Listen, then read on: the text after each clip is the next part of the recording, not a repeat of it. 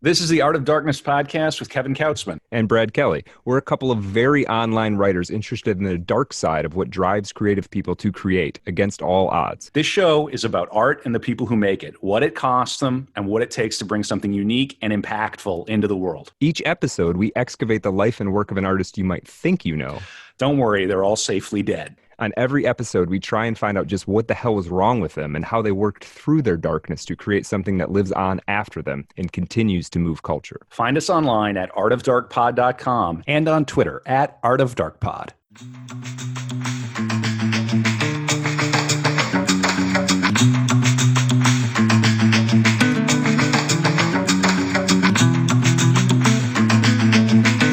And we're back with the podcast about the dark side of creativity, Art of Darkness. I'm Kevin Kautzman with mein Freund, my main man. Okay, I didn't know what that meant. Kevin, you're going to learn. It's aber schlecht, but I did not want to say something. I think if I say mein Mann, it has a totally different meaning auf Deutsch. But I'm joined by the great, the one, the only, the singular Brad Kelly. Brad, how are you? I'm doing great, man. I'm doing fantastic. Kevin, how are you doing? I am about to turn 40. What? And there are nice round numbers in play this week because this is episode number 50. The crowd goes wild. Unbelievable. 50 episodes of Art of Darkness. Crazy. Woo! It's crazy.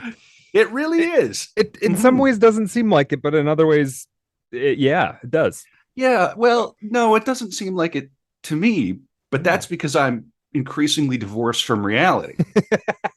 That's a good way to go. Yeah. Sure. Yeah. I'm being. How long have we been doing this show? No idea. Right. It's like Godot. Just keep doing the pod, keep repeating the pod. That's right. Yeah, I feel like I'm being waterboarded by a combination of young children, software, and Twitter. But I'm not leaving Twitter. I'm never leaving the Bird website. And by the way, you can find us on the Bird website at Art of Dark Pod, which Brad runs. And Brad, I say this frequently, you're doing a great job with that. Thanks, man. It's been a lot of fun. And for folks who, I know people find us from all different ways. For people who haven't come across the Twitter yet, and some people hate Twitter, I love it. It all depends on how you use it. I do post a lot of stuff there. There's like almost every day I post a little couple tweet thread about an artist who would be a great candidate for the show that has maybe something thematically related to an upcoming episode. So those are sometimes fun, and sometimes people really engage with those a lot. So and increasingly people are offering subjects to us. Yeah, they're saying, "Ooh, should you do this?" We do have some Patreon tiers where if you subscribe at a certain level and you reach a certain amount of months, you can outright call your shot and simply say, "Look, I want you to cover this dead historical figure." I am obsessed with Caligula. I need an episode about Caligula, and we will be duty bound to do it because you've donated an X amount of dollars. That said, right now, I want to start by thanking our Patreon folks. We really appreciate that. Every Patreon subscriber gets the After Dark episodes, which we do every episode, an additional 30 minutes. We do a story, and we're really starting to see a little bit of traction there. We crunched some numbers, and we're in the top 1% of podcasts on Apple, and like the top 0.25 globally. So crazy. Yeah, it's crazy, and we're 50 episodes in. We're not boasting about it. I kind of wanted to do this podcast to like waste my time and hang out with my friend Brad. There's a tweet that went around recently that said something like, men invented golf so they could take walks together, and podcasts so they could have conversations right each other.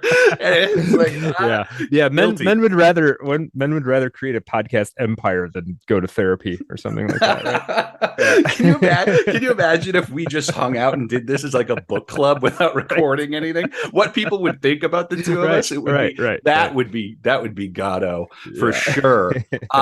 But yeah, duty bound to thank our Patreon subscribers, and also just to thank people generally, anyone who listens. There are lots of ways to help the show. We always could use more 5-star reviews. The algo loves those. Spotify, iTunes, subscribe on YouTube too is big for the algo. Yeah.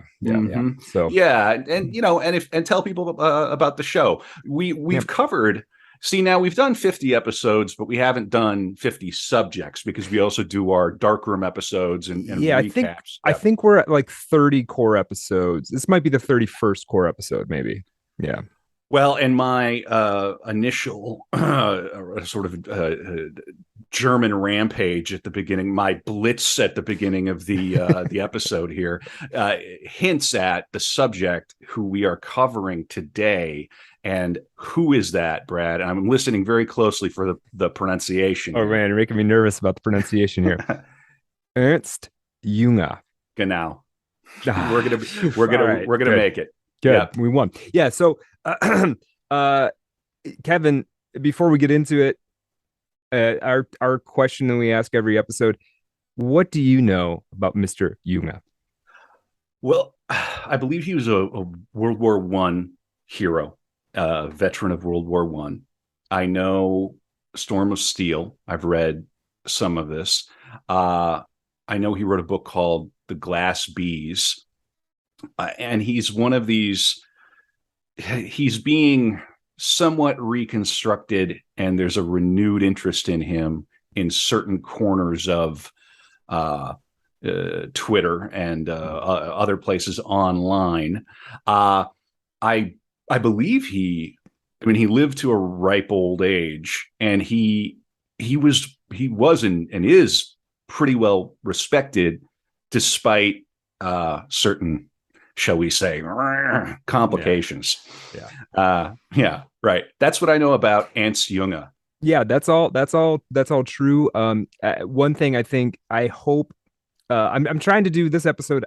There are a lot of Jünger heads out there who know a lot about him. I'm hoping to make this a interesting experience for them, but I also want to do a thorough, for people who don't know who he is. I want this to be the go-to source to learn about this guy. He is everything you said is right. He's being sort of I don't even know if redeemed, rediscovered, I would say broadly in the English speaking world in the last generation or so. And we're gonna get into all of that. I digging through this material and exposing myself more and more to his thought and his writing and the broad reach of the things he talks about. I actually found myself a little frustrated with my own educational process, right? And not to say that this is about me. I mean, I've got multiple degrees in the humanities, right? And I've never heard of this guy. And to me, they were all state schools, though, right? Well, yeah,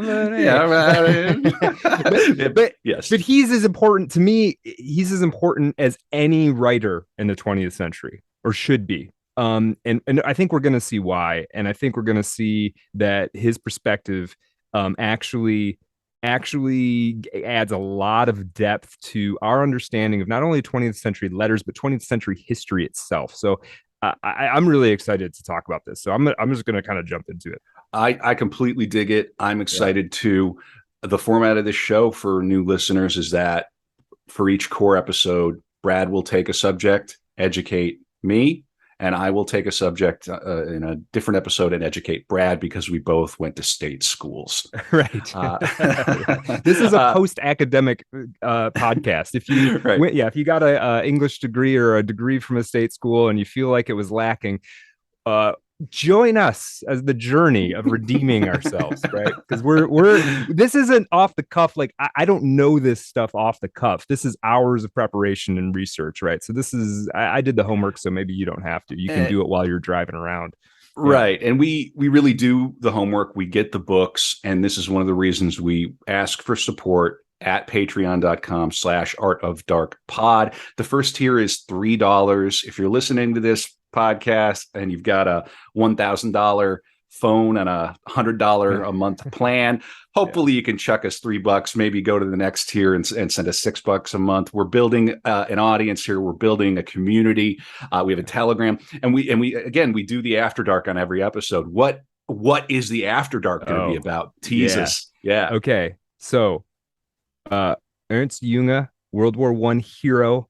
After Dark is going to be about the time he dropped acid with Albert Hoffman. Whoa. Whoa. Okay. So I am going to subscribe to the Patreon. I'm going to do it immediately after we record. No, but if you want to hear that story, please subscribe. Yeah. We make it worth it. And we thank you. Yes. Yeah. So Jünger, German soldier, author, philosopher, amateur entomologist, insect guy for people who don't know, among other things. Born on March 29th, 1895. Every once in a while, I check this when we do an episode. He was an Aries, and for astrological people, and Jünger was an astrological person, Aries is the god of war. So this is completely appropriate, I would say, astrologically, whether you buy into that kind of thing or not. Maybe it's just coincidence. He died on February the 17th of 1998. You heard that correctly. He lived from 1895 to 1998. Holy moly. 102 years old, just shy of his 103rd birthday. You know what happened is Rammstein came out and killed him. Yeah. He got the first Rammstein album, and it blew his mind. That's about right. The years are lining up. Yeah. Yeah. So he was born, and this is interesting to kind of get a perspective of what was going on. He was born a German citizen, right, in an empire newly united by Bismarck's wars against France, Austria, and Denmark. This isn't World War I. This is wars that American education, we don't even know anything about, honestly. This was the year that the X-ray was invented, and the year that the Lumiere brothers showed the first film, that famous film of like just a train coming out of the screen. That was the year he was born. The year he died was the year that Google incorporated. Okay. So this is the kind of person we're talking about. My head hurts. Insane, right? Now, in Jung's time, when he was born, this was could be seen as a fairly harmonious and prosperous time in much of Europe. There had been a sort of a balance had occurred. Nobody really quite understood yet how teetery that balance exactly was. Jünger's father was Ernst Senior. He was a chemist and a pharmacist, and so they had a upper middle class lifestyle. He actually would, sometime during our Ernst's life, he would make a fortune potash mining. Ernst, what's that? Potash? What? Potash. Yeah, it's a coal product, basically, or it's something that goes into the coal refining process or something. I don't actually know the exact thing. Right. There's different kinds of coal, essentially. So, but potash might be. It doesn't really matter. Well, you know me. I'm gonna have to look it up in the background. Yeah, you can do that. Yeah. Our hero was the oldest of 6 kids, 2 of them dying in infancy. This is almost everybody we cover from this kind of era has a sibling who's passed far too early. And he's born in Heidelberg, but raised further north in Hanover for people who have some reasonable German geography. Ultimately, he would survive 2 world wars, both by the skin of his teeth, and write more than 50 books, with only a handful of them being published in English. And here's one thing I need to say, kind of, and people who are familiar with him already are going to know this. Kevin, on Twitter, every once in a while, there's a thread about why a conservative can't make art, or why there's no good conservative art. Right. There are no conservative comedians. Like, what? Yeah. If comedy is art and you're complaining about all these conservative comedians, but yet no conservative can make art. Yes. Right. Yeah. Right. Just totally send them a list to the Jünger Wikipedia page. right? Aha. He's an arch conservative. And we're going to get into more of what that means for him, because it's not that he votes for Republicans, right? It's a much Oh wow, okay. Well, you just blew my mind. Yeah. And to be entirely clear, no episode of Art of Darkness is an endorsement of a given No. figure. No. And furthermore, we are a heterodox podcast. If you go back and look at the subjects that we've covered and the guests we've had on, we'll talk to almost anybody. Right. Body of water. It's an old Bill Hicks joke, which he's somebody we covered. That's true. So yes, thank you for making that clear. Yeah. I just wanted to, as I read this, I thought, well, man, this guy is so sophisticated and so interesting, and there's a whole. Anyway, we'll get there, and we're going to get to what all that means for him and for his work.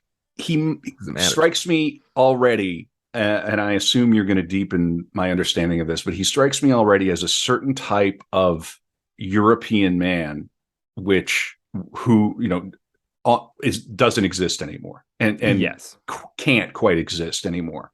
The world is completely turned over. We live in a post-apocalypse of the world that Jünger was born into. Yes, exactly. I'm going to give you a quote from his great novel, The Glass Bees. We're going to talk more about The Glass Bees later, but I want to just give a quote. This is going to give us a sense of his style, his perspective, and that sort of thing. And it maybe isn't. He's got 50 books. It's hard to pick a single passage, and there's going to be more quotes throughout the show. But let me just start with this. This is a quote from Jünger. All the systems which explain so precisely why the world is as it is and why it can never be otherwise have always called forth in me the same kind of uneasiness one has when face to face with the regulations displayed under the glaring lights of a prison cell. Even if one had been born in prison and had never seen the stars or seas or woods, one would instinctively know of timeless freedom and unlimited space. My evil star, however, had fated me to be born in times when only the sharply demarcated and precisely calculable were in fashion. And then he's sort of pretending to be somebody himself. Of course, I am on the right, on the left, in the center. I descend from the monkey. I believe only what I see. The universe is going to explain at this or that speed. The universe is going to explode at this or that speed. We hear such remarks after the first words we exchange from people whom we would not have expected to introduce themselves as idiots. If one isn't fortunate enough to meet them again in 5 years, everything is different except for their authoritative and mostly brutal assuredness.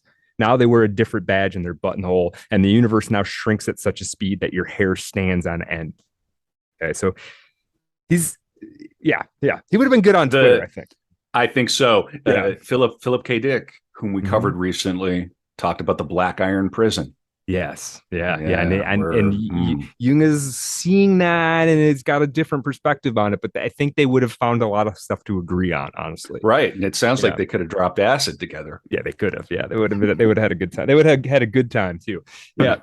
So Jünger as a boy, we're going to get pretty quickly into his later life, but one thing I want to call very early, he had two primary interests: adventure novels and insects, right? And both of these are like, you can almost think of these as the two hemispheres of the Jünger brain: adventure and insects. And we have to think about those like metaphorically, right? At all levels. Now, in 1911, he's 16 years old or so. Jünger and his brother Fritz, who's also a writer, not quite as renowned, but a talented and intelligent guy nonetheless, they would join a movement called the Wandervogel. Now, I might not be saying that right. I think it would sound something like Wandervogel. Wandervogel. Okay. Yeah, the wandering birds. Yeah, right. Exactly. This was a group of sort of, I would call them like proto-hippies who protested industrialization, sort of coming modernism, by hiking in the country and communing with nature, right? But they were sort of like the Boy Scouts, except they were self-guided, but then there was like strong Teutonic vibes and like German nationalism at the same time, right? So while doing this, which was a slightly, not to say scandalous, but was kind of a countercultural thing to do, right, at that time. What period are we in here right now? This is 1911.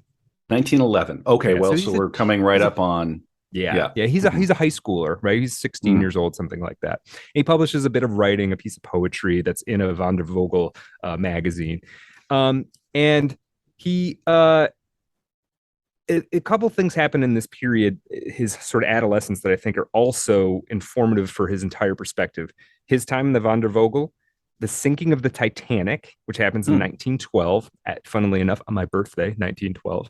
And in 1913, seeking adventure, Jung flees and joins the French Foreign Legion. Like he you ends up do. yeah he ends up being Classic. yeah he ends up being dispatched to the desert in Algeria and realizing he made a huge mistake and trying to escape and being recaptured by the French force. And finally his dad gets him out of it somehow in like a kind of Did obscure way, pulling some favors or something. did Yeah. he speak French? I don't think he did it this time. He would eventually, but I don't think he did it Mm. this time. Yeah. Mm. Interesting. Yeah. So he gets back, he passes his I think what they call the higher school examination, and then he's going to go to, Kevin, help me again, Leipzig University. Yeah, Leipzig. Okay. He was Yeah. going to go, but then something happened. And I'm just going to read this from the Wikipedia page because it's the easiest summary. On August 1st, 1914, shortly after the start of World War I, Jung volunteered with the 73rd Infantry Regiment of the Hanoverian 19th Division, and after training was transported to the Champagne front in December. He was wounded for the first time in April of 1915. While on convalescent leave, he took up a suggestion from his father to become an officer aspirant. Jung was commissioned a lieutenant in November of 1915. As platoon leader, he gained a reputation for his combat exploits and initiative in offensive patrolling and reconnaissance. During the Battle of the Somme, near the obliterated remains of a village, his platoon took up a frontline position in a defile that had been shelled until it consisted of little more than a dip strewn with the rotting corpses of predecessors. A little later, the platoon was relieved, but Jung was wounded by shrapnel in the rest area of Combles and hospitalized. His platoon reoccupied the position on the eve of the Battle of Guillemont and was obliterated in a British offensive. So he would, at one point during this, he was injured, taken off, and when he came back, his entire platoon had been destroyed. Everybody's gone. Whoa. Yeah. He was wounded for the third time in November of 16th and awarded the Iron Cross First Class in January of 1917. In the spring of 1917, he was promoted to the command of the 7th Company and stationed at Cambrai. Transferred to Langemarck in July. Junger's actions against the advancing British include forcing retreating soldiers to join his resistance line at gunpoint. He arranged the evacuation of his brother Fritz, who had been wounded in the battle of Cambrai. Jünger sustained 2 wounds by a bullet passing through his helmet at the back of the head and another by a shell fragment on the forehead. He was awarded the House Order of Hohenzollern. I'm probably Hohenzollern. Yeah. Okay. Yeah, you're doing fine. You're doing fine. I won't keep correcting you because my pronunciation is not perfect either. Sure. Mine's quite bad. While advancing to take up positions just before Ludendorff's Operation Michel in March of 1918, Jung was forced to call a halt after the guides lost their way, and while bunched together, half of his company men were lost to a direct hit from artillery. Jung himself survived and led the survivors as part of a successful advance, but was wounded twice toward the end of the action, being shot in the chest and less seriously in the head. After convalescing, he returned to his regiment in June, where widespread feeling had taken place that that victory for Germany was now impossible. So he's fighting all through this, getting blown up and shot and splinters and everybody, insanity. What we need to do to get the kids into Jünger early is we need to make a game of Operation that's modeled after him. Just pulling bits of metal out of his body. Yeah. Right. Oh my God. Now, here's one thing. This is the thing. So it's an insane experience, and he encapsulates it in Storm of Steel, which is a book that came out shortly after the war. It was a huge hit. I've read more than most. I've read more experiences of World War I than probably the average bear, and I will say that this is it. If not the best, it's in the running for the best It's an amazing book, and I'm going to read you a couple things from it just to give you a sense of Junger's writing and also the experience that he had, because it's unrelenting and unbelievably intense what this guy went through, right? So I'm just going to kind of skip around a couple parts that I think will give you a taste for not only what this book was like, but what the experience was like and what Junger is like. He's talking about the war here, obviously. The whole thing should be pictured as a huge, ostensibly inert installation, a secret hive of industry and watchfulness, where within a few seconds of an alarm being sounded, every man is at his post. But one shouldn't have too romantic an idea of the atmosphere. There is a certain prevailing torpor that proximity to the earth seems to engender. Moving on. Days in the trenches begin at dusk. At 7 o'clock, someone from my platoon comes in to wake me from my afternoon nap, which, with a view to night duty, I like to have.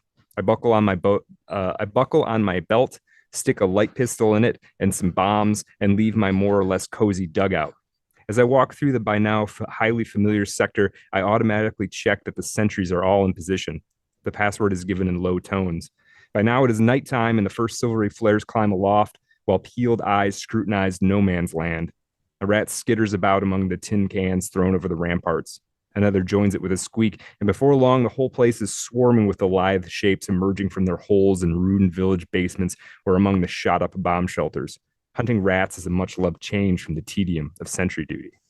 Okay. Moving on again.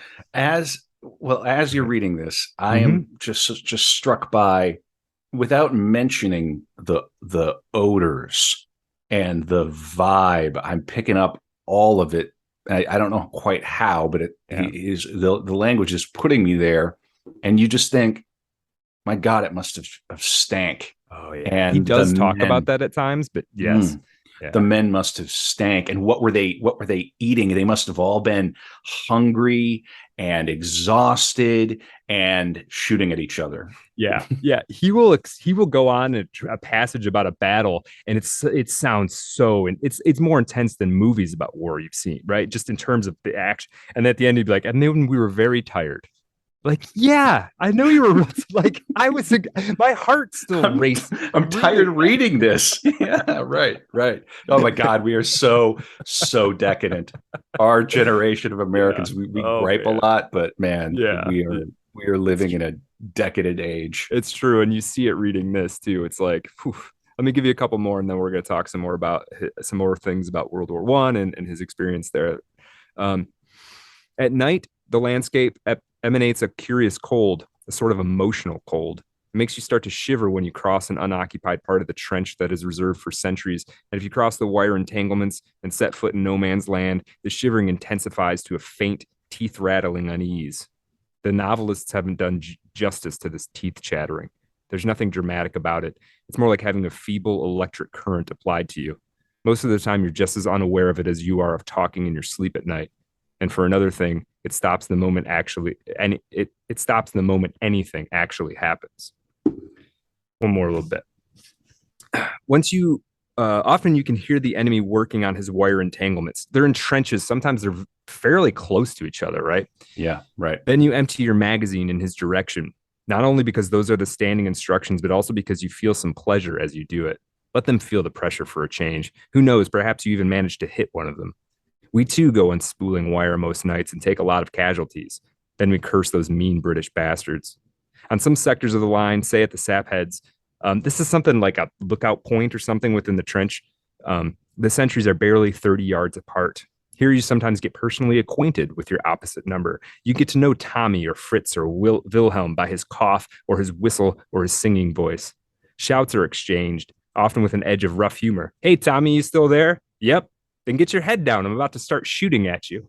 Right? They're like, sometimes they can just poke their head up and see each other, right? Or sometimes you literally can hear them working, digging trench right over there, right? So kind of a crazy thing. Now, in that whole spiel I read, I know I'm sure a lot of the outline of Junger's time in World War I didn't really stick with people, but I wanted to just give you a kind of a zoomed out scope of his duration. I mean, he's there for years, injured many times. But we want to talk about the word. Sorry, you pronounced the word spiel perfectly. You're a natural. That's You're an already English learning word by now. 9. We stole that one. Well, that's it. Yeah. Well, Yeah. what? Okay. What is English? Yeah. It's all every word in it stolen, right? Um, Mm. uh, one big thing, that big historical event that I wanted to talk about that he was involved in is the Battle of the Somme, right? Um, Now he's injured. He's injured there. He's injured at a bunch of other places. But the Battle of the Somme is interesting to me. It's talked about in detail on Dan Carlin's Hardcore History show, and we're not giving here to give you the history of World War One. It would be a 5 hour podcast, and we would have barely scratched the surface. And if But you haven't listened to Hardcore History's World War One series, you don't pause this, don't stop yeah, this, yeah, finish this, but definitely that's make very your good. way to that series. Yeah, it's very good. Um, Now, but I want to talk about this battle a little bit for a couple of reasons. One is I think this is where the 20th century was born. That's kind of a weird statement to make, but I think there's something to it, and maybe you'll somewhat agree with me. Now, one thing is we need to think about a battle sounds like two competing forces coming together and then kind of fighting until it's over. It lasts a couple hours, it lasts a day, something like that. That's, I think, how we tend to imagine what a quote unquote battle is. That's not what the Battle of the Somme is. This thing lasts from July 1st to November 18th of 1916. The British and the French on one side, and and the Germans on the other side. In the course of, and it's trench warfare. They're digging trenches, right? And they're constantly trying to steal ground from each other. Over the course of this battle, there were more than 3 million men involved.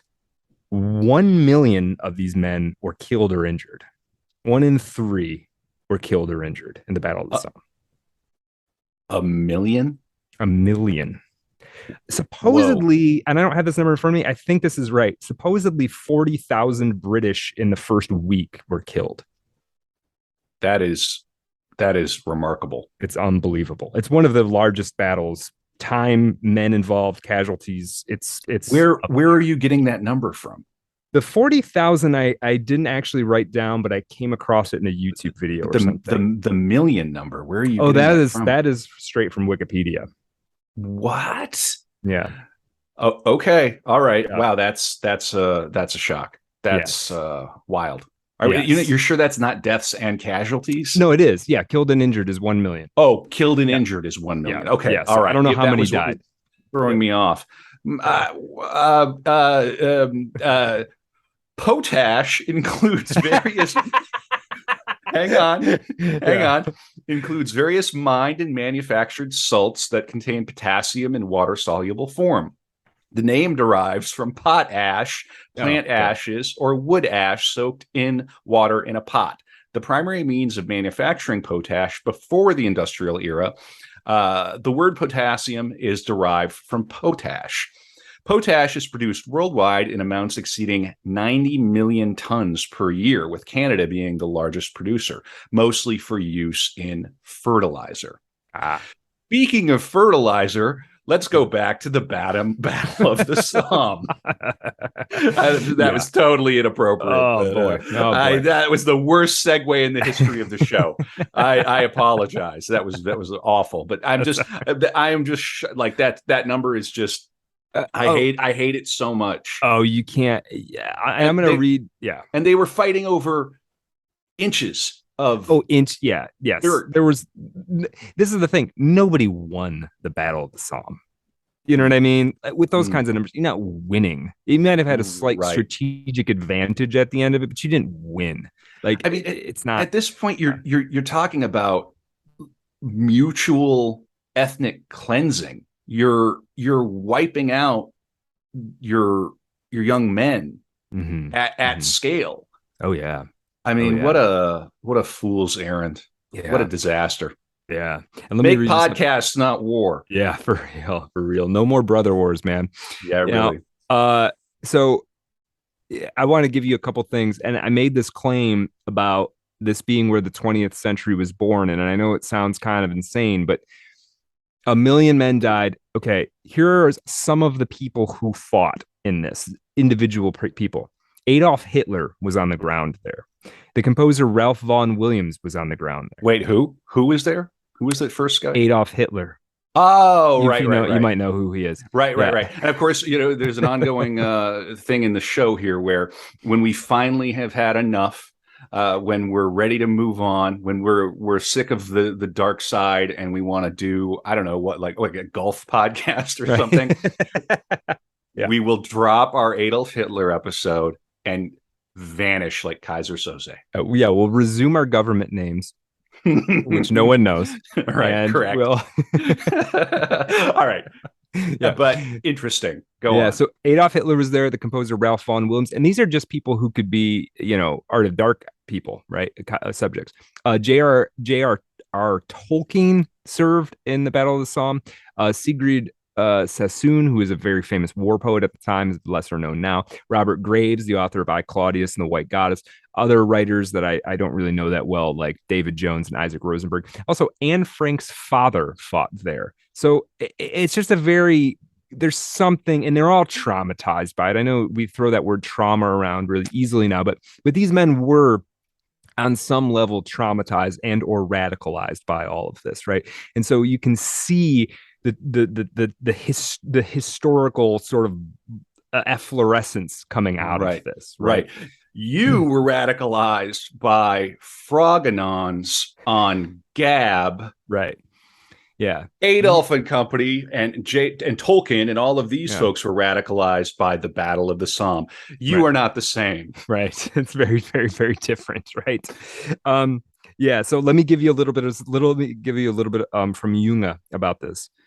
He's talking about at this moment where he's sitting and he's watching some of the men at the Somme, observing them silently cutting their way through the barbed wire.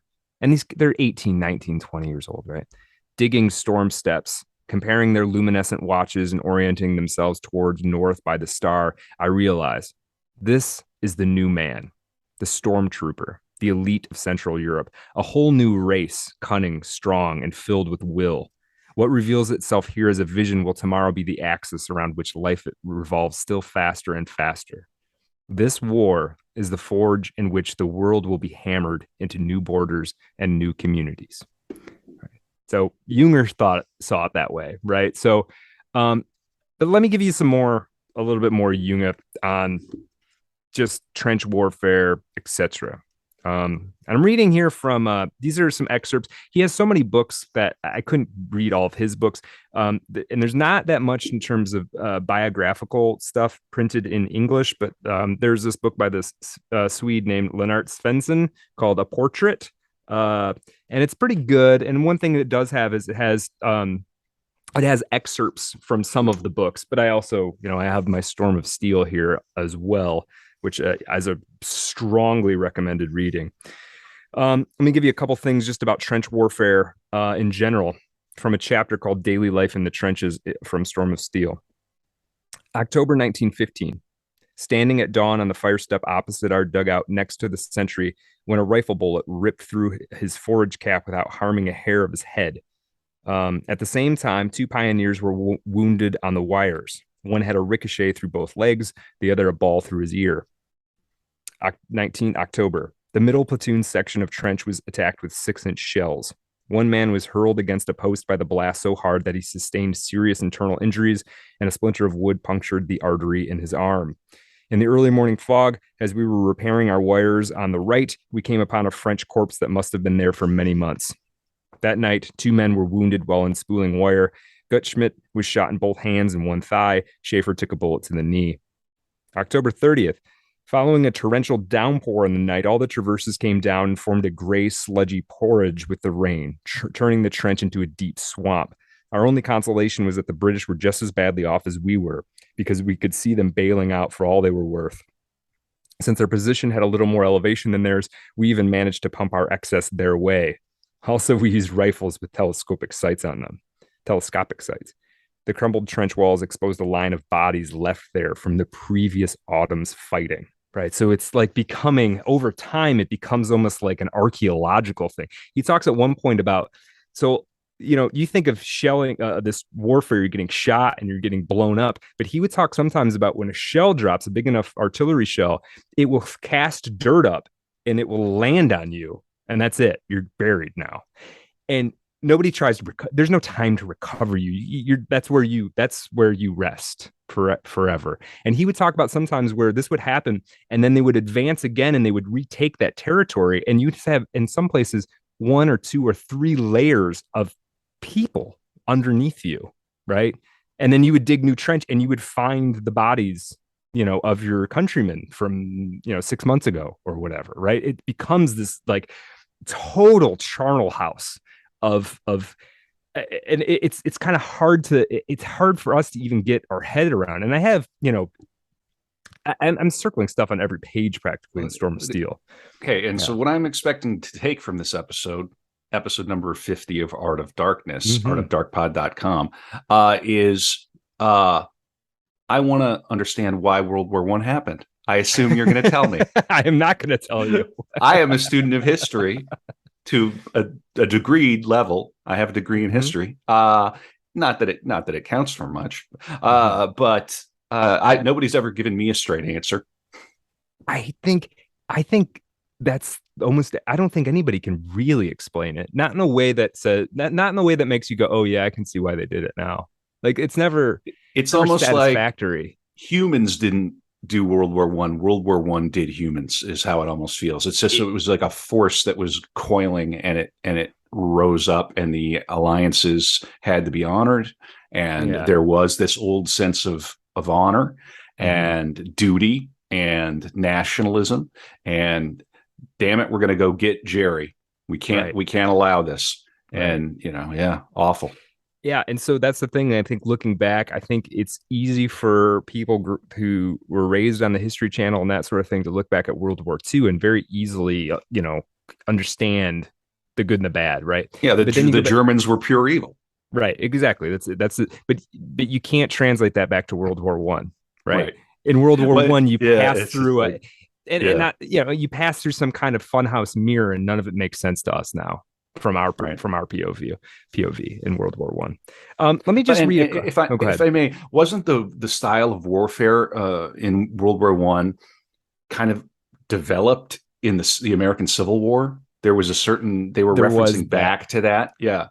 There was some of that. This is the thing that's so kind of complicated and tricky for the men involved to get their hands around. Is there is the Civil War kind of tactics and certainly 19th century warfare tactics were what were in play, and nobody really knew what to do in the face of the increasing mechanization, right? So the Battle of the Somme, you see the first tank rolled into battle. Nobody knows what to do about a tank. Like, what do you like? Right. What do you do? Jünger at one point talks about when they'd be crossing parts of the battlefield and they'd see disabled tanks, they'd see disabled British tanks. He would take his men over to him and they would like study them. Like, where do you throw a grenade on this thing? Is there some because these things are destroying us. Like, is there something we can? So it would be like finding an animal and you're like, well, it's got really sharp teeth on it. It's literally that level of it's almost like a medieval story of knights meeting a dragon. It has that level, strangeness. And so it's very surreal. And you see, like, there are times where literally, and I'm not going to read it because we could spend the whole time talking about just Storm of Steel, and this guy lived to be 102. We want to cover other stuff too. I mean, you'll see there's a part where Jünger describes how he invented a means of storming a trench, and you read it and it doesn't sound like anything special, really. But like, you have to realize, like, they never fought in trench warfare before. Nobody knew what to do, and there was a lot of, and as time wore on and the command is getting wiped out, it becomes a lot more like you got to just do whatever you can do, right? Sometimes like mini battles were initiated because somebody got drunk on brandy and just decided that they had enough and they started storming off and people followed behind them. There were times it's pretty insane. You're forcing these young men into these Into situations, hell, into into hell. hell, literally into hell. They're sleeping in water, just like, knee deep in water. They're sleeping in little dugouts, shells falling on them constantly. He has these passages where he says, and then later he died. Like literally, he'll be talking about he was having a conversation with a friend of his, and Schmidt didn't make it through the day, right? Just and so I think part of this, and I'm going to read a couple more parts from Storm of Steel because there's a lot more to talk about, but it's just a fascinating period, and he had a fascinating experience. There's a thing, the fact that he survived, and he had many injuries, right? The fact that he survived to him began to feel like it wasn't a coincidence. And now he didn't aggrandize himself to that. It wasn't, I'm Jünger, I'm so great, God's protecting me. It's like, why am I not dying? Right? Like, how am I still here? This none of the, and he will have a number of incidents where it's like 1 second difference and he would have been dead. There's a point at the end, very, very near the end of the war, where he's the most severely injured he gets the entire time. He's being carried by a guy. The guy gets shot and dies under him while he's carrying him. Jünger falls on him. He's literally so injured he can't get up. Another guy picks him up and carries him. Right. So just unbelievable. And that was after like a day of absolute chaos. Just and so I can't. Let me read a couple more things just so we got this right. Coming attractions, folks. If we don't get things together here, I'm afraid to say, I think it might be time to look at history so we don't end up repeating it. We're not going to end up in trenches per se, but I should hope not. Yeah, this is Jung on fear and excitement from Storm of Steel. These moments of nocturnal prowling leave an indelible impression. Eyes and ears are tensed to the maximum. The rustling approach of strange feet in the tall grass is an unutterably menacing thing. Your breath comes in shallow bursts. You have to force yourself to stifle any panting or wheezing. There's a little mechanical click as the safety catch of your pistol is taken off. The sound cuts straight through your nerves.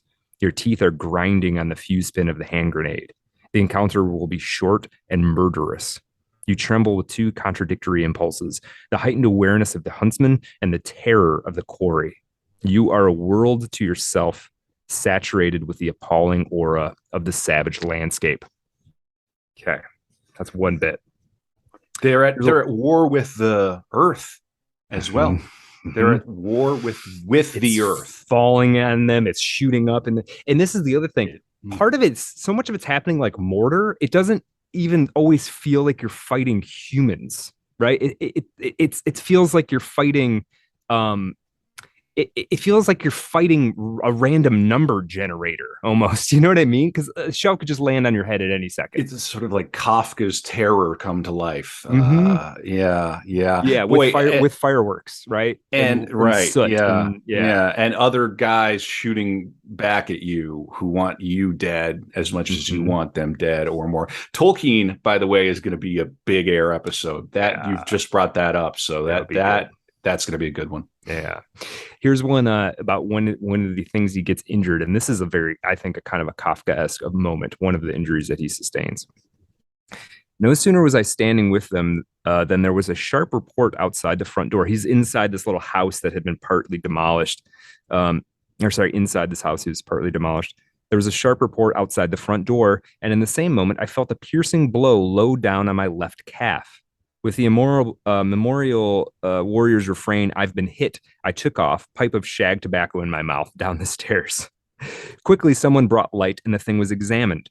As ever in these affairs, I had someone tell me about it, while I stared at the ceiling in case it wasn't a pretty sight. There was a jagged hole in my puttees, out of which a fine spray of blood ran down to the floor. On the opposite side of the leg, there was the round bulge of a shrapnel ball under the skin. The diagnosis was straightforward enough. A typical ticket home, nothing very bad, but nothing too light either. Admittedly, I'd left it to the latest possible moment to get a puncture if I wasn't to miss the bus to Germany, but there was something deeply improbable about that hit, because the shrapnel had burst on the ground on the other side of the brick wall that surrounded the courtyard. A shell had previously knocked a little round hole in this wall, and a tub with an oleander plant stood in front of it. The ball must therefore have gone through the shell hole, then through the oleander's leaves, crossed the yard and the open door, and of the many legs in front of it, had picked precisely this one of mine. Right. So there's this sense of just like at any moment, the landscape could just kill you. Mm. Right. It's not even about, in some senses, it's not even about another person out there that it's you personally engaged with. It's Yeah. yeah. There's And no honor. There's no honor. There's no chivalry in any of this. Most of the Not time really. there's not. Yeah, Yeah, most of the right. time there's not. There is heroism. Yeah. You pick your comrade up, Mhm. your fellow up. I Yeah. don't know if I want to Right. say the word comrade, but Right. No. Yeah. yeah, But yeah, there is that. And yeah. there are examples of them really looking out for each other. Like he went to great lengths at one point to make sure his younger brother, Jünger was in a command position at this point, and he made sure his younger brother who'd been injured got out. And his younger brother was like on death's door. And Jünger like went through a lot to make sure that he got off the battlefield, and he helped a lot of other guys out too. But there are other cases. There's one, and I'm not even going to bother reading, I'll just describe it to you, where he talks about an English soldier who got into their trench and went around and beat 6 or 8 different German sentries to death. Didn't shoot him, apparently didn't have a gun, like beat them, like snuck up behind him, and it's bullets firing and a lot of noise, so he's sneaking up behind each one, beating them to death with a rifle butt, and then moving to the next one, doing it again, and then getting out of the trench and going back to his side. And Jung is like kind of impressed by it. He's like, well, dang, like yeah, wow, yeah, like to uh, have a schnapps with that guy. right, Yeah. and you don't see any hatred on Jung's side for the other people. He occasionally gets caught up in a kind of a bloodlust sort of thing. Like he's not shy about saying like, and I was excited to kill these, to start killing people. He will say almost that exactly. But there's no personal hatred for the French or the English. It's not, he doesn't hate France. He doesn't hate England. He's just been thrown into this situation. And most of the violent tendency comes out of the fact that I've been put into this situation, which is hell. And the only way for me to get out of it is if you're all dead. You know what I mean? Yeah, like, if enough of you die that your side gives up, we can go home. Me and my friends can go right, home. right. And so it's like it's at that kind of primal. This isn't politics. Do we know? Is. No. Do we know the nationality of the British soldier who was doing the? Oh no, I'm not damage? sure. I'm not Yeah, sure. Yeah, I mean right. there is stories too. Like Jung personally shoots a lot of people in this book. Like it's not he's not like avoiding it, like dodging it. He's like, yeah, there was a guy and he was he was trapped in a hole and he wouldn't surrender, so we threw a bunch of grenades in there. There's some guys that came out. There were some guys that came out. This one platoon of guys came out and they were surrendering, but somebody else started shooting at us, so we just shot everybody. This guy kind of makes Hemingway look like a pussy. Kind of. Like, Jung was the real. This is hardcore. Man. Yeah. All Hemingway did was get blown up and save some guys in Italy, and then he went home and wrote about it. Wrote a lot about it. This is a little different.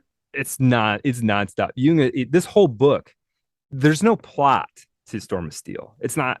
It's literally there was no plot to World War One. Exactly. World War One didn't have a plot. That's the whole problem. It doesn't even make any sense. It's just battle. Recover for a few minutes. Battle. It's insane. But let me give you one little bit from just towards the end. This won't spoil it because it's such worth a read. It's so good. This is the very end of Storm of Steel. During the endless hours flat on your back. So he's injured, right? He gets injured, and I think basically World War One ends while he's laid up. During the endless hours flat on your back, you try to distract yourself to pass the time. Once I reckoned up my wounds, leaving out trifles such as ricochets and grazes. I was hit at least 14 times. These being 5 bullets, 2 shell splinters, 1 shrapnel ball, 4 hand grenade splinters, and 2 bullet splinters, which, with entry and exit wounds, left me with an even 20 scars. In the course of this war, where so much of the firing was done blindly into empty space, I still managed to get myself targeted no fewer than 11 times. I felt every justification, therefore, in donning the gold wound stripes which arrived for me one day. So honors are heaped upon Jünger, right? And this is the thing. He's partially you get these honors because you survived, right? Sure, It's just of the course. fact that you made it to the end at all. But he gets something called the Pour de Merit, which is given to him by the Kaiser. And I think there was only something like he was an NCO, a non-commissioned officer, I think is the term for that. I think there was only like 9 NCOs that got this. It's a major award in the German military, and so he's about as decorated as you can be by the end of World War I.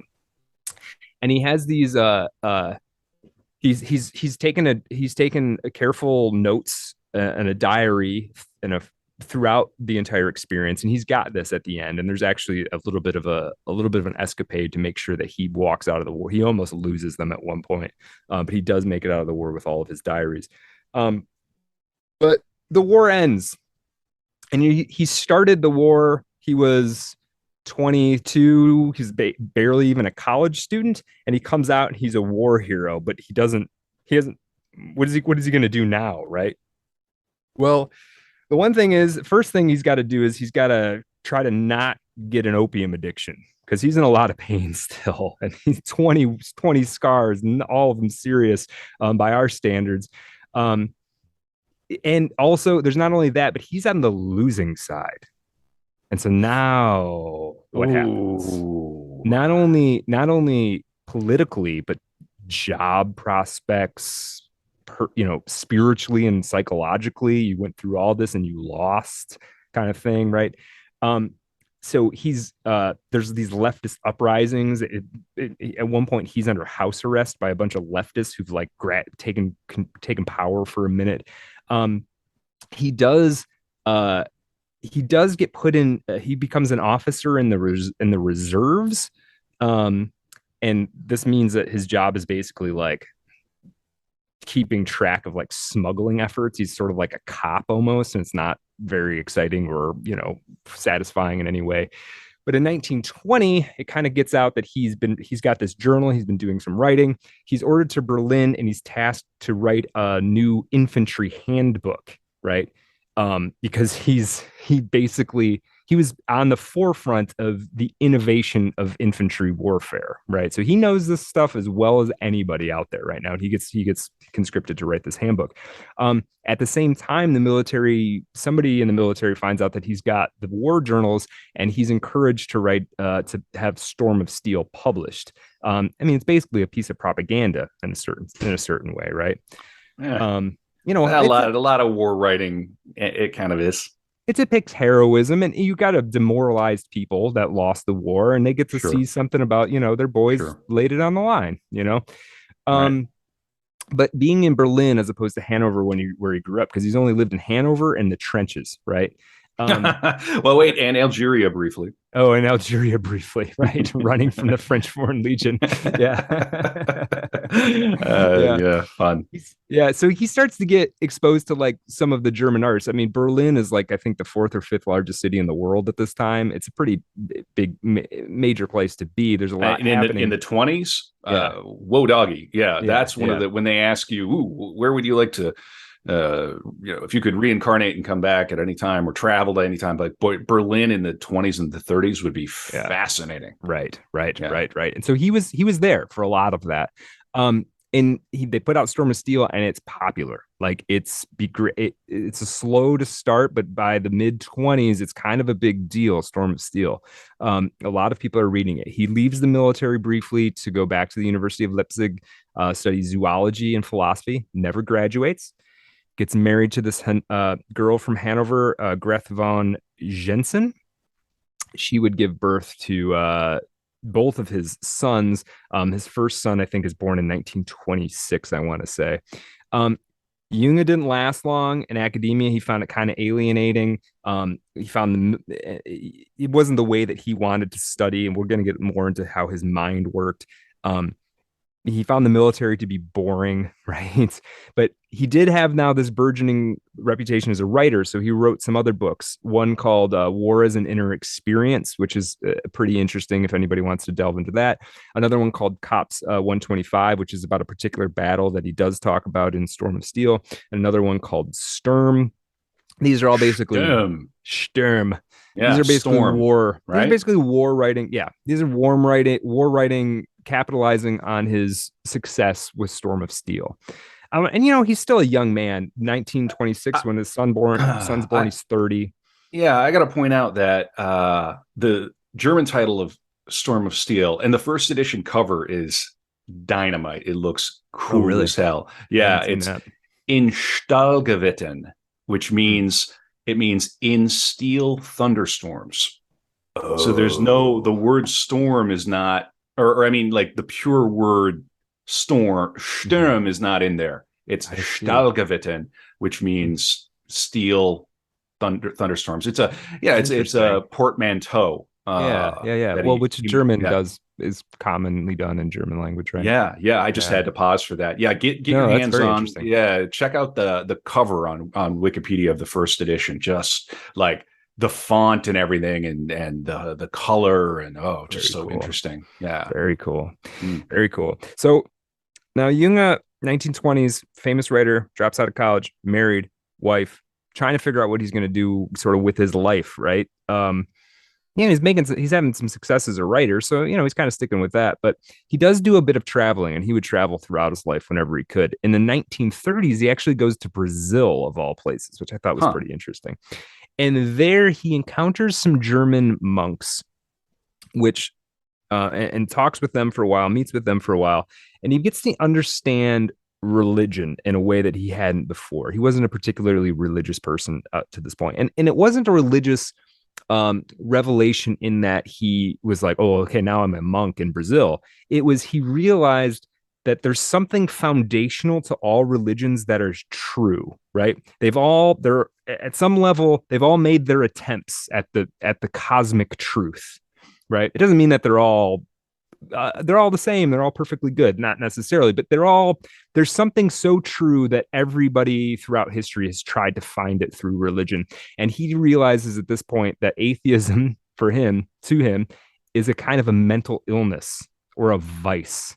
And that it's a symptom of modernity. And this is the beginnings of his turn away from modernity, because at this time in the 20s, he's still sort of enamored with technology. It's a very exciting time, right? All these new inventions are coming. It's whiz bang, it's radio, it's all, and he's very interested in all of that. But he would eventually turn his back on all of that, and we're going to get to it because I think it's very Fedora interesting. neckbeards wrecked. Right. Yeah, you guys need therapy, right? This Right, is right, right. like I'm not going to have an argument with you. Yeah, you people are deranged. Yeah. People would rather disbelieve in an all-knowing, all-loving, all-powerful creator rather than go to To go to therapy. therapy. Right. Oh, that's awesome. Okay. It's true, right? So now Junge, 1930s Berlin, nothing really interesting is happening in the historical stage, right? I mean, nothing's coming, it's a very boring time. Obviously, that's not the case. Um, Junge would find himself located within something that we can loosely call the conservative revolution in Germany. Now, we think of conservatives as it's a bunch of, like we were saying earlier, it's just a bunch of people that vote for Republicans. It's not really what it was.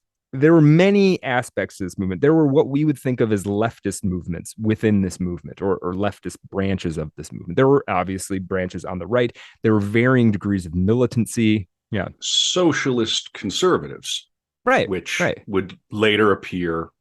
Well, Yeah. we'll just hang out. Yeah. We'll It's wait. not It's right. coming. It is We know coming. it's coming. It Mm. is coming, yeah. And these are it's all very complicated, and we're not trying to capture the entire thing. What we're trying to be able to see Junge there, right, and understand where he's kind of coming from. He would be certainly on the right in this movement in the conservative revolution. Um, Also, he's not a pacifist. He's on the militant side, right? He's willing, if the cause is right, he's willing to pick up a gun, right? That's such Done it an before, do it interesting, again. yeah, fact of character Mm-hmm. that he wouldn't have been turned off or turned away by this experience. That, Right, right, yeah, right. Yeah, yeah, he still thought there was stuff worth fighting for. He was very anti Weimar. He was, but he's also anti bourgeois, right? And he's anti Versailles. Like to him, he would change and he would evolve politically over time, but he thought the signing of the Treaty of Versailles was a travesty. It was many right, many did, and many right, historians look back and say it was a terrible, terrible mistake, which led to uh, lots of Oscar-winning movies. right, right. Um, but what we don't see in all of this is we don't see a trace of anti-Semitism. Jung is just not an anti-Semite in any real way. There's no, you really can't point to anything that he said that would be construed that way, to be honest. So he's a nationalist, he's a German nationalist, but out of this conservative revolution, the Nazis come out of a different arm of it than Jung occupied. They come out from the what you'd call Well, the they Völkisch arm. well, wasn't National Socialism more centered in Bavaria Yeah, I over think Berlin? So I think it's, right. yeah, that's Geographically, it's different, right? It's to the north, and I think Jung might have even thought of them as being a little bit hillbilly-ish, slightly. mm, He wouldn't have used that word, but it was more about the mm, Völkisch. It was yeah, nationalism mm, for a nation that Jung didn't quite recognize. You know what I mean? mm, mm-hmm, Um, mm-hmm. and so yeah, so I just wanted to kind of locate him as much Every as and we of could. course folkish, it means folkish, Yeah, like right, of the folk. Every right. time I hear one of these politicians like Obama say folks, all these other folks, every time I hear that, I just, a little part of me just kind of grind my teeth and just kind of go, wow, what a word, what a word. Right, You're not fooling, right. that's all, folks. Right. Now, yeah. So this is the thing about Jung. So not a Nazi. We're going to get more into that. Not a Nazi, not an anti-Semite, but a fascist. I think it's fair to say he was a fascist. He was an elitist. He didn't believe in democracy. He thinks democracy, and we're going to get more into that. Democracy is not a valid or a viable approach to governance. He sounds like a lot of our mutuals on Twitter. I mean, there's a lot I of these mean, folks out there now, yeah, right? they're out there. Yeah, Yeah. yeah. And I think well, I'm not going to get on here and against democracy, but we can say that democracy is not a perfect system as it's being executed now. I think it's being tested in a way that in our lifetimes we haven't quite seen, and I think Right, people are starting to maybe see the cracks in the facade. I mean, right. if but that could just be my little corner that I inhabit online, but you can feel it out there, a Mhm. certain amount of skepticism in the whole affair. Right, Yeah. right. Mhm. For Yeah. sure, for sure. And so Junger's seeing all this, and he has all of this recent experience, where politics, where the rubber of politics hits the road of war. He's seen all of this, and so he's skeptical of a lot of things. Um, he does get to know some pretty famous names while living in Berlin, including Carl Schmitt, who is the famous Nazi jurist. He gets to befriend Goebbels, who called Storm of Steel a war gospel. But he also gets to know Brecht and Ernst Tola, who is I don't know that name, but apparently he was a big deal leftist expressionist playwright.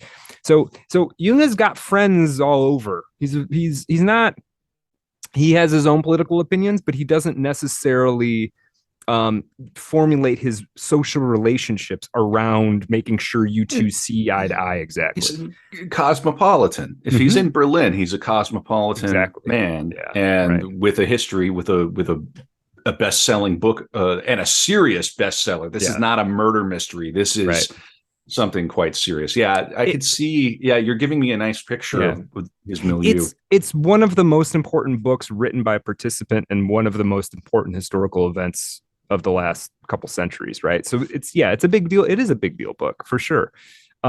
And he's still fairly young, but he's developing. So his education comes from war, writing about war, and meeting all of these other people in Berlin. That's where his education comes from, and his natural curiosity, reading. He gets obsessed with Goethe and other German writers and a bunch of other people. Say it with me, Goethe. Goethe. You got it. Okay, all right. It's good enough. Yeah. Okay. Good. Oh man, I I'm have a butchering the whole. German so I've been bad. ready. No, you're fine. Yeah, nobody gets Goethe right. Right. I'm I've probably heard not it. getting it I've perfect. heard people Yeah, more sophisticated than me pronounce it worse than I did. So, yeah. uh, You're doing fine. You're oh, doing thanks. fine. Thanks, Yeah, buddy. yeah. Thanks. We are not historians. We are not military historians. We are not historians of 20th century Europe. Yeah. And historians are people who make history in the pure sense, in that they write history. People have Right. this weird thing. Let me do a little bit of an autistic aside here, but people have this weird idea that history is what happens. History is not what happens. History is what is recorded of what happened. Right. Most principally, history is what is written about what happened. Mm-hmm. The only people who make history are historians. It really bugs me. I mean, it's one of the first things when you take a history degree, they'll ask you, what is history? And you in your mind, oh, it's the past. History is not the past. The past is the past. Mm-hmm. History is what we make of the past. Yeah. We're piecing it together from fragments and also with unarticulated biases oftentimes about pointing it in And a certain direction. inner Yeah. subjectivity and the Right. the flaws in language. But yes, to be clear, we're not historians. We are Right. students of history. Yeah. Different. Right, Yeah. right, very different, and mostly focused on what does art, how does art play with this, interact with this, what comes out of it, how does art go back into it, and those sorts of things. So Yeah, I had the yeah, thought that because the categories that we're trending in are like books, arts, a little bit history now, but I thought that we could change because our listenership leans heavily male, and yeah. and I thought to attract some more of the ladies, we might sort of try to trick the algorithms by changing our category to true crime because because art is crime. Art is a crime. Everything else Ah, is just design. it's the best one. It's the best one though. Indeed, it is. No, I Yeah, think we'll keep our categories and we'll yeah, see. Yeah, yeah. maybe we'll. Yeah, all right. We should at some point somewhere down the line in our dozens and dozens of episodes do a episode on a subject who is like a serious criminal, like, Mm-hmm. and do it like a true crime episode in I that like it. style. Be like a I like. parody episode Well, almost. what we could do is we really have to overproduce it. Yeah, yeah, yeah. When Or that bring it. Patreon money comes in, baby, Yeah, that's what yeah, we're yeah. gonna Or we do. have we have to find a third guy who'll do voices, Right, that kind right, of right. thing. Yeah, we're Yeah, yeah. and as I was walking through the park, and there's like damp footsteps on leaves Ooh. Yeah. sounds. Yeah. Bunch of Foley sounds. And listenership just plunges. It's like, what are these guys? The show used to be good, man. Oh man, they really went off the rails. All right, so Jünger, 1920s, 1930s, Berlin, Germany. What is the most well-known person who's in Germany 1930s, Kevin? I mean, The it's obvious one. obviously Hitler. All right, we're now. That's exactly right. We're in the Hitler section of my Okay, my yeah. We've outline come here. to Hitler time. Yeah, Hitler. We're gonna do. So I beg your pardon. We're gonna Good. do Norm Macdonald later this year, Yeah. and he was so funny because he could make the word Hitler a punchline just by saying it. He could just say it and get a laugh. I don't know how he did it. Anyway, Yeah, the more I learn about this guy, it sounds like a real jerk. That's his joke about Hitler. yeah, perfect. Oh boy. So Hitler, huge fan of Storm of Steel, right? Huge fan. Hitler fought in the Battle of Somme. Hitler was a World War I veteran, and I think you have to realize that in the narrative, right? In 1926, he's a sort of a rising politician, and there is a coordinated and scheduled meeting between Hitler and Jünger. It never actually happens. They never actually meet. And yet Hitler, a couple of different times in Jünger's career, would come to Jünger's defense, and without Hitler's advocacy for him, his fate probably would have been worse. Now, of course, that's within the system that Hitler designed, so it's kind of like, well, it's not like I'm not trying to give Hitler any points here, but what I'm trying to locate is what I'm trying to do is locate where Jung is relative to Hitler. Hitler liked Jung, but what did Jung think about Hitler? This is a totally different thing. So I'm going to read something from the biography again. And this is Jung had a lot of dreams about Hitler. Jung was a mystic, and we haven't quite gotten to this quite yet. He was a mystic. He saw depths and levels to things. And one thing that he did was he had dream visions of Hitler. I'm going to read from the bio here. Again, a portrait by Leonard Svensson. One of the chief dreams in this respect about Hitler is referred to on October 26th, 1943, but never told in detail. This is a dream from 1938, experienced during a Jünger passage to the island of Rhodes. In this dream, in this note, Jünger tells us Hitler is said to have met Jünger, pitting his strength against his and offering him dominion over all earthly kingdoms, so to speak. Literally, Jünger says that in the dream, he made a stance against Nibolo. He would call Hitler Nibolo in his journals so that nobody knew who he was talking about. He made a stance against Nibolo and his minions in their center of power. Right. Later on, this is in 1945. I'm jumping ahead, but I think it's relevant to talk about here. This is another dream. This night, another visit by Nibolo. This is Jünger writing himself. This night, another visit by Nibolo.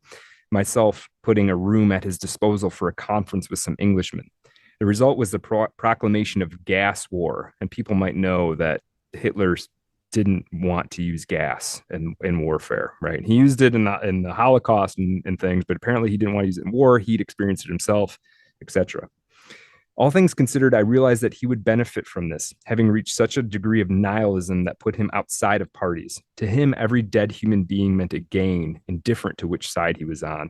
I also thought, yes, and it's therefore you've had so many hostages shot, and you will get 1,000 times interest on this at the expense of the innocent. And finally, now you have achieved what you wished from the outset. All this in a mood of almost indifferent disgust, since my roof was already shot through and I angered myself over the fact that it had rained on my South American insects. Now, that doesn't necessarily tell you exactly what he thought of Hitler, but I'm going to give you another quote that I pulled from a there's a little bit of a documentary about Jünger. He's 100 years old. These people go to interview him, these Swedes. It's pretty interesting because he's 100 years old, and we're going to talk about it a little bit later, but it's kind of fascinating.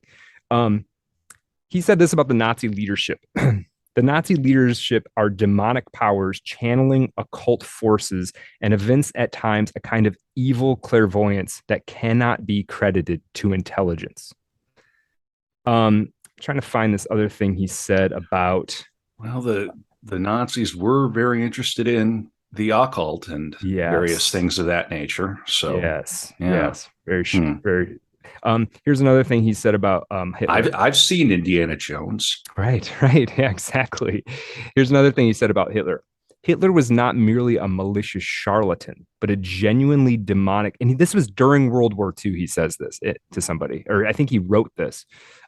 Hitler was not merely a malicious charlatan, but a genuinely demonic figure possessing a certain diabolical greatness that is elemental and infernal, which feeds on the forces unleashed by modernity in a way the liberal intelligentsia are incapable of understanding. He is bent on the most comprehensive homicide possible. There are secrets here that other tribes will never understand. Right. So like he saw this as a cosmic event in some sense. Hitler's taking over, right? I'm trying. Where's the lie? I don't disagree with them. Yeah, right? yeah. I think if you don't know anything about Jung, it's really easy to be like, well, you're a German, man. Like you're on the side. He's not. He's not on the side of it. He's trying to navigate it as a German nationalist, somebody who loves his country, right? And finds himself in this odd position. In 1939, he writes this book called On the Marble Cliffs.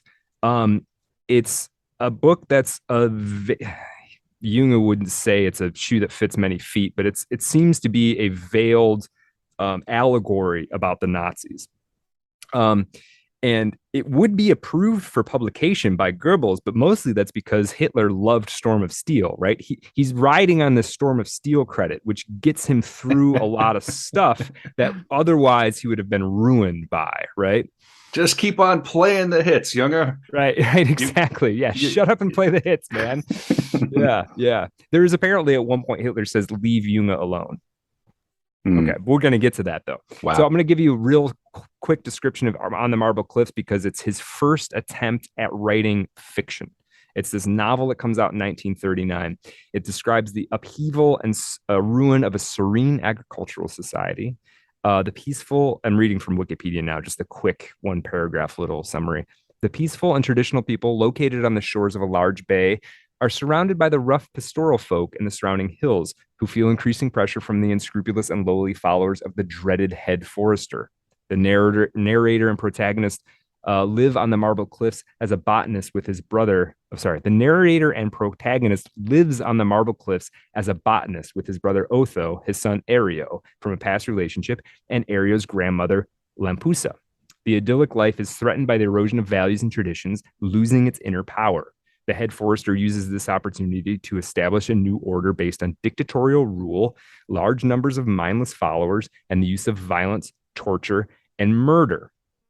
Now, this book would become, because of the way it disapproved of violent masses and mob mentality and the use of violence for executing sort of petty political ends, it would become like a nom de cliff for resistance to the Nazis, both within Germany and in other countries. So you would be in the French resistance reading Junge's book as fuel for your resistance flame, right? As you're, working on Samizdat projects and trying to keep the Germans out.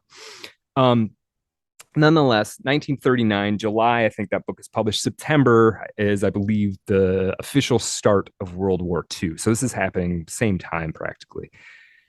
Junge is called up and he's promoted. They need a war hero, right? They need this guy. He's a Jocko Willink kind of figure, right? I mean, he's not brutish and huge, but this dude, he wrote the handbook on infantry warfare. Household name, war hero. You need him. Yep. Oh, yeah. And up to this time, the Nazis kept trying to recruit him for different stuff. They tried to get him in the Reichstag. He said no. They tried to get him to run the Academy of Poetry. He said no. They tried to get him to write in the Nazi newspaper. He said no. Every time he said no. Like, I'm not going to he's not openly fighting them, but we've had guests we've tried to get on, same exact thing. It's a very similar experience. Man, shit don't change. No, it's true. It's true. So World War II starts. You're Goebbels, Brad. Hey, dude, come on. I totally in this disavow. Disavow. Yeah. So they bring Jung in, but this is the thing. Jung is a nationalist. So if his country goes to war, he's at war, right? It's a different code of ethics. It's really easy from the outside to say, well, the Nazis were evil. Why were you? He's a nationalist who believes in his country. His country's at war and his country needs him, right? He's also, remember, the two hemispheres of the Jung brain, adventure and insects. Adventure. That's what's happening. World War II, adventure. I'm an older man now. It's 1939, so he's in his 40s, but it's one more chance for adventure. He becomes a captain, commanding the 2nd Company of the 287th Infantry Regiment. At first, they put him in charge of about 200 marching men and a small team of 10 command elements, and they give him a horse. It's World War II. They give him a horse, which is surprising to me. So we still have these vestiges of World War I kind of happening. Do we know the horse's name? I don't know the horse's name. Drats. I thought it would be. It's always funny when a horse has a name. Oh, I'm sure it had a name. Yeah, we will do Caligula eventually. Oh, okay, right. Okay. Yeah. So World War II starts. He's a combat zone commander at first. He actually gets some minor action. He sort of rescues somebody under fire. He gets another Iron Cross medal, but he doesn't end up being in combat for long. He gets posted in Paris as a staff officer. And for folks who don't know, the Germans dominated France within about a month or so. And so the occupying battles to take France over didn't last all that long, right? So Junger's in Paris for almost the entire World War II, mostly living in a luxury hotel, working. What I'm hearing is, boop, boop, boop, boop, boop, Yep. boop, boop. Yep. Junger's in Paris. Yeah, exactly. And they're going gorillas. Yeah. Mm-hmm. But it took me a while to get that, but I did. Yeah, a little Kanye reference there. Yeah. And the French did fold very quickly, simply because they were totally outmaneuvered and unprepared for the style of kind of a new cavalry style of warfare based on the tank. Yeah, I think simply weren't ready. I think it's really easy. There became this sort of meme around when the United States invaded Iraq back in 2003, 2004. There was a big like, oh, the French are a bunch of surrender. I think there was the term surrender monkeys even went around. And that was a reference to World War II. That was because they didn't want to join in on the invasion of Iraq. Like, that doesn't make you like really. It's so, and you look back on that now, and it's just like everybody agrees, like, wow, that was like a murderous escapade, right? Right, and it's just like, oh god, and they referred what a back sad thing. Yeah, and it referred back to World War II, which is like, it's literally like if you're sitting at home, right, having a peaceful, perfectly nice day, you had a long day of work, you and your wife are hanging out, and then your insane drunk neighbor burst through the door and like sucker punched you. Like, are you a coward because he beat your ass? Like, it's kind of like, yeah, right. I mean, I guess I wasn't prepared, but like, how am I supposed to be prepared for that? Right. Right. So it's right. As if French military history is just them perpetually folding. It's right. Right. And what sort of smack can Americans now talk looking back at our recent nonsense? Anyway, right. Yes. Right. Yeah. Right. So historically the French were taken over very quickly in World War II, but I just want to make sure I'm not talking smack about them. It's just what happened. I understand the circumstances. And their resistance was intense. And a lot of people did. Yeah. A lot of people took major risks to keep the resistance going, right? And it was a contributing factor in the eventual, and existential, not a LARP. Right. Yeah. Right. Mm-hmm. Right. So while Junger's in Paris, we're going to talk a little bit about some. I want to talk about this period because he's staffing an office that's partially responsible for censorship, right? So reading all of the soldiers' mail that goes out. But he takes advantage. He's a cosmopolitan. He's a Francophile. He loves France, which is funny, right? You think is this invading military officer. He loves France. So he's meeting all of the people. He's meeting Picasso. He and Picasso apparently met a couple of times. He's meeting Jean Cocteau. He's meeting Georges Braque. He's meeting Celine. Celine, for people who don't know, wrote Journey to the End of the Night. Virulent anti-Semite. Jünger hated him. Jünger was like freaked out by how intensely anti-Semitic and pro-Germany was. He was like, "What are you like?" He didn't want to be around him, right? Wow. Because he was basically a Nazi. So Jünger was like, I don't know. Hands off, man. I don't know you. Another factor in all this, of course, is that the French, they were desperate to not to have Paris laid siege. Yeah, they were desperate to save Paris, and sometimes the way to save something is to back off. Yeah. And there was a book that I read many years ago. I think it's called "The Show Went On" or something like that. And we have this idea that occupied Paris must have just been this, ugly kind of scary place. And apparently it was like, no, the theater stayed open. The dancing club stayed open. It was kind of, life went on. Yeah. I think there were at some point the Gestapo did come, and then I think a turn happened again. We're not a World War II history podcast. For today we're a Jünger podcast. So I don't know all the details to that, but I think there were times where, like Picasso was still painting in France under occupation, right? It wasn't like everybody was living in a bunker getting shelled all the time, right? Now Jünger, like I said, he's meeting all of these people. There's one other thing going on. And this is something that if you were raised on the History Channel, you might not realize was going on. The Nazi Party. Aliens? So the aliens show up. Right. in a giant pyramid. Yeah, that's the LSD. That's the LSD in the After Dark. All right, all right. Jünger, Jünger. What I was saying, if you were raised on History Channel, you might not realize that the Nazi Party and the German military are not the same thing, right? It's the Nazi Party is, we don't even really have corollaries necessarily in American politics, right?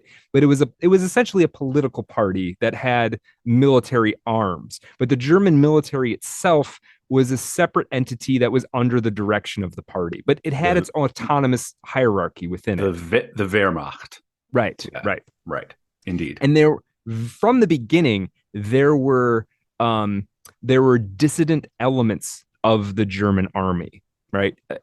And they were fairly substantial. But again, a lot of these people were like Jünger. They were nationalists. They believed in Germany. They said, if our country's at war, then we're at war, right? It was that sort of attitude. But the descent from Hitler and Hitler's ideology and Hitler's overall goal came on fairly early, and in Paris was a hotbed of this kind of activity within the German military resistance to the Nazis. And Jung's participation in this was sort of not at the big scale, but I would say at the small and the medium scale. At the small scale, he was supposed to be censoring soldiers' letters. So one thing that he would do, if he saw a letter that had something that was problematic in it, something that, you'd get sent to prison for or something bad would happen. He'd go on Twitter and he'd get him canceled. He would cancel him. That's right. He would say, "Can you believe this guy? He's not yeah. Right. Our time is so pathetic. Right. The time we are living in right now is just pathetic. Yeah. All right. Yeah. He would burn the letter. And then he would go to that person and he'd say, "Listen, I get it, but like you can't write that, man. You're gonna get in trouble. You're gonna get court-martialed. Yeah, or worse. Yeah. It's just you're good. You're fine now. I took care of it, but like seriously, watch your six, man. It's just like the Jünger card. Right. You get one shot here, you get kid. One shot. I can't protect you your whole life, but like I got you. I got you out of this jam. Another thing was he would tip off Jews.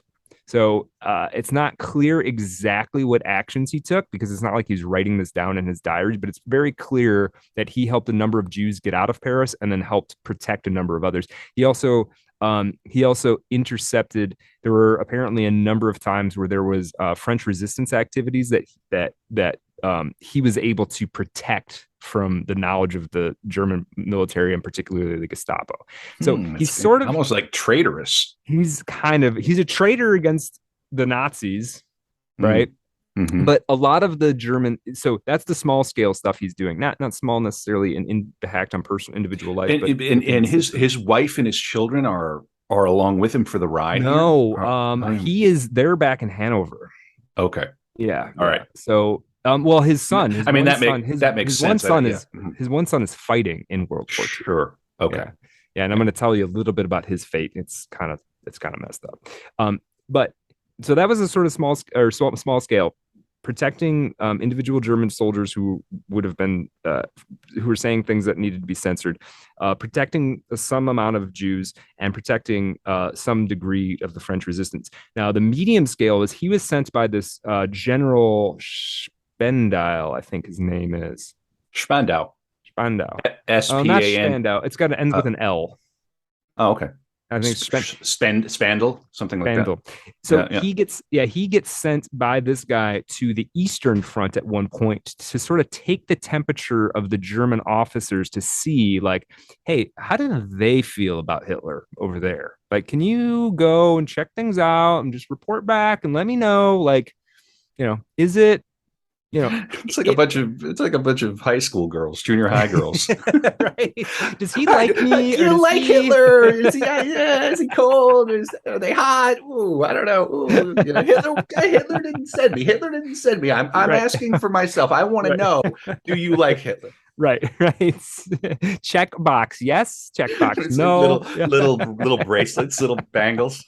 They were all wearing Hitler bracelets. So I think that clearly, yeah. Oh my God. Oh dear. So, okay. So So that's the extent of Junger's participation in sort of Hitler resistance. Almost. There's one other big thing, and a lot of people have heard about this. The uh, in 1944, this was made into a famous movie, Operation Valkyrie. But it's the July 20th assassination attempt on Hitler. And people have probably heard about this. Now, Jung knew about it apparently, but it's unclear the degree to which he participated. He was a very savvy, this is the other thing, he's a survivor, right? He knows, I think he was very, I mean, he survived World War I, partially through luck, but also through being a crafty veteran, right? I think he understands what risks are worth taking, what risks are not. And so his degree of involvement in the July 20th assassination attempt, it's unclear, but he knew about it and probably helped in some capacity. For people who don't know, this was a failed assassination attempt on Hitler. I believe how it worked is after much coordination, a time bomb in a briefcase was set in the same room as Hitler, and Hitler almost was killed. Apparently, it went off, but it was a big, like, oak or whatever, mahogany. It was a big heavy table or something to the effect, and right. Hitler was spared because of like a leg of the table spared him or something to that effect. Right. Yeah, just very dumb luck. Yeah, it almost worked. Now the thing that the fallout from this was that the Gestapo, I keep saying Gestapo, the Gestapo arrested 7,000 people and executed 5,000 of them, approximately. I did not know that. And that was the fallout of this, right? Wow. So, whoa. Yeah. Okay. Yeah, so that's pretty intense. Now, Jung makes it out of this. They don't have enough on him. You know, Hitler likes him still, right? So it's hard to know exactly to what degree and also his involvement. You know, Jung would say later that he thought assassinations were pointless anyway. So who knows? God. I keep thinking about, you know, little poor Hitler and you know, they just tried to kill him, and it is like one of his favorite authors may have been the guy to try and kill him. No, like he's not just sitting, not Jünger. Oh no, it couldn't be. It can't be. I mean, it's so yeah. It's got to be. But I mean, I'm not trying to be sympathetic to Hitler, but it's got to be like devastating, sort of, to think that the people around you, want you dead, and potentially people you admire. You almost wonder if there was an amount of denial in Jung skating. Yeah, that could be. Yeah, it's like right. That's speculation, but that's a good point. Now. And who knows? It's not like Hitler was running these investigations on his own. You know, it's not. That's the other thing I think is easy to forget in the history channelization of all this stuff. It's not like he was making every single decision on all of this stuff. He didn't, necessarily sign off on the execution of all 5,000 of these people, but it came very close to Jung. Jung's the general he reported to was executed in the fallout of this assassination attempt, right? So it was again, he didn't fall, he wasn't in combat in World War II, but the shells are still falling, metaphorically speaking. It's like that guy got. If the wrong thing was written in my journal, I would have got. And then this is what happened. Jung's son, Ernst Jünger, he's put into a punitive platoon. What this means is they claimed that he was making demoralizing comments to his fellow troops, but some people suspect that this was punishment for Jung's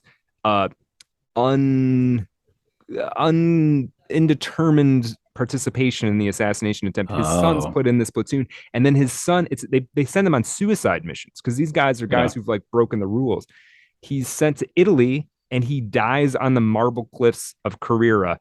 And now Jung, a mystic, a guy who sees synchronicities, who believes in astrology, believes in the stars, sees his own son being killed on the marble cliffs. His novel against the Nazis is called Upon the Marble Cliffs. It's heavy. It's all very, very, very heavy.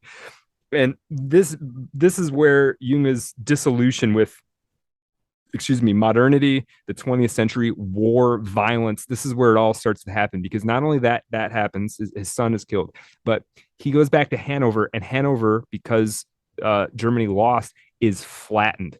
Childhood home destroyed. School he went to destroyed. Everything he knew about his home gone, right? And all for what? Because this demonic force was unleashed. Like it's all just seems completely ridiculous, right? Now, he did start to write for peace at this point. He wrote a book called, I think, A Peace. And he believed that there needed to be a unification of Europe to stave off the twin dangers of modernism and liberalism. So it's not like he became a hippie, right? How's Europe doing these days? We know we have some listeners. You can certainly message us on know. Twitter at Art of Dark Pod. Maybe we should have done the maybe we should have done the Jünger thing. Oh, here's the other thing. Jünger believed that modernism and liberalism had conjoined forces into this sort of distorted Leviathan-like thing, which was Americanism. Oof. He believed that all of Europe lost World War II to America, which is pretty interesting. I am nodding vigorously. Right. Right. Yikes. So this is why when I said early on, I'm a little upset that I was never taught Jünger in my whole education, because this is a perspective that would have added a third dimension to my understanding of everything, right? You mean your education in the Civil War for 12 years straight wasn't enough? It didn't prepare you for globalism and didn't give me a picture of what's happening right now to me. Right. Yeah. Right. Okay. Time for a field trip, kids. Right. Exactly. So okay, World War II ends. Jünger's still alive because Jünger is a cockroach, man, right? You think about all the stuff he survived in World War I, all the stuff he survived in World War II. My impression of World War I, obviously for him, was purely kinetic. It was physical action. World War II, psychological, political, all of that. Very interesting and surprising. And a savvy guy, right? Knew how to thread the needle on staying alive, making the right kinds of friends, He also got to spend some time in Paris away from his family. Just hobnobbing. So, it's a clever boy. Yes. Yeah, and he avoided combat like by calling in favors, I think. I think once he realized that the Nazis were a demonic force, was like, I don't know what I got into. I can't just... He's like, I can't just leave the army either, right? He's on now. Oh, sure. So you got to play the game. You got to figure out to what degree are you going to play the game, right? I don't mean to sound caddish here, but were there affairs? Was there sort of extracurricular business? Yeah, probably. He may have. It sounds like he had an affair with a Jewish doctor who was in Paris. He also probably had an affair with and some people might know this name, with Florence Gould, who's actually an American socialite who was her husband had made millions in casinos and things, and she was in like an open relationship, and she had these famous salons in Paris during the war. It's very possible that Jünger had an affair with her. So I don't, he never says exactly what happened in any of these things, but it's we're not here to sit in judgment. No. Now after the war, he was banned for a while from publishing anything by the British occupying forces. He's in West Germany. One of the big reasons is he refused to submit to denazification procedures, which you were supposed to do if you were in the German military or you were in the Nazi party specifically, is you were supposed to go through some kind of humiliation ritual, and eventually you got like a piece of paper that you signed off on in which you disavowed all Nazi beliefs. No, it's like a struggle session for the losers. Right. Yeah. But stuff like that never happens today, Brad. No, never. I've never seen it. I've never heard of anything like that. But Jünger said, I'm not going to go through a denazification procedure because I'm not a Nazi. I don't like the Nazis. I've never joined the Nazis.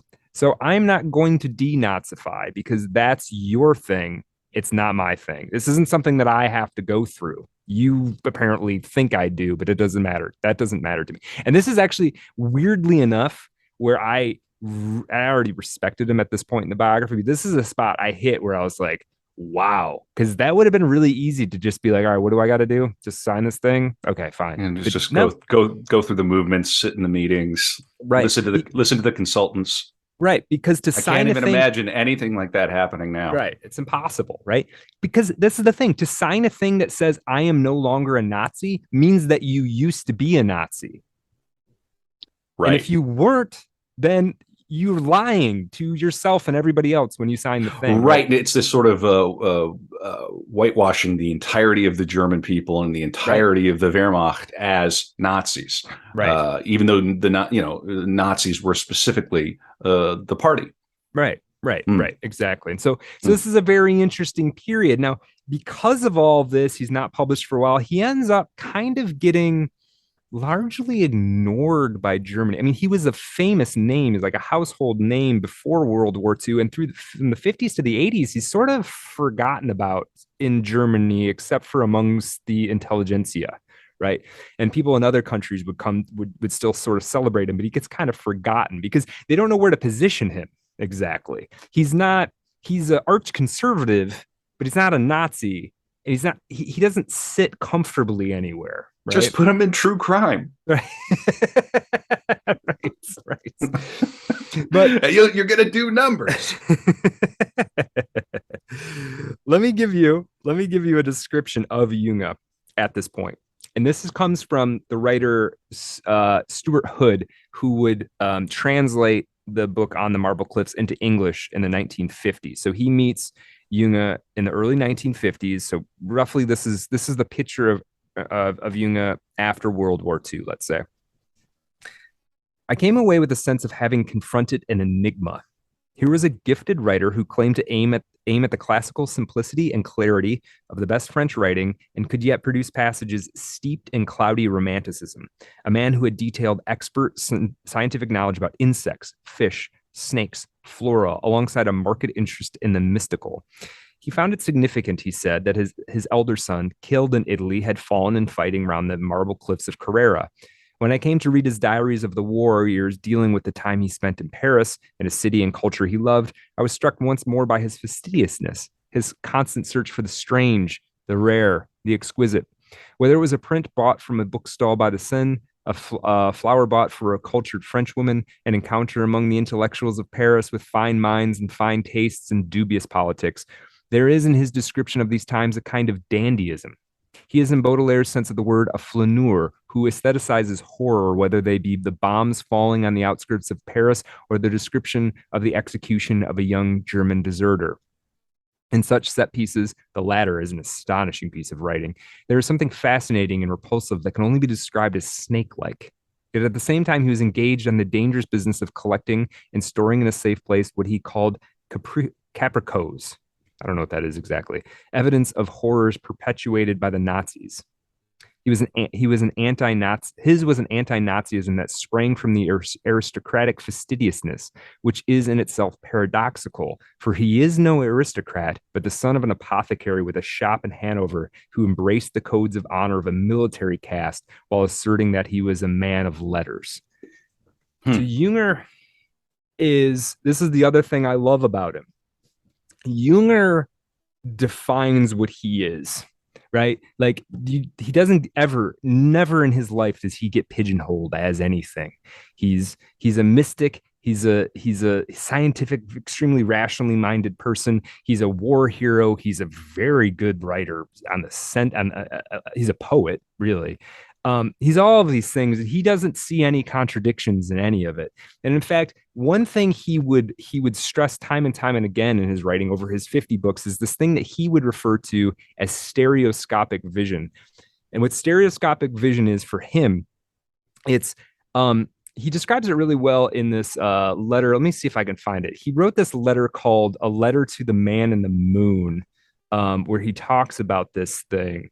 Yeah, and so in one level, he says, okay, you're looking at the moon. This is his example of his perspective on everything. Um, you can see the moon as both a fairy tale creature and a celestial body open for scientific endeavors. You're trying to find the Aha. at the same time, Mm-hmm. right? You're trying to find this conciliant interaction between the scientific attitude and the mythical slash artistic, right? And he was able to see both of those at the same time. And Wow, I totally relate to that. I I do think a too. lot of people can. Yeah, I that think is so so too. interesting. I mean, Mm. I thought, and this is I my own find it biases. repugnant if you embrace one of the two Oh, solely. if you go too Yeah. far to one or the other, you're missing a dimension.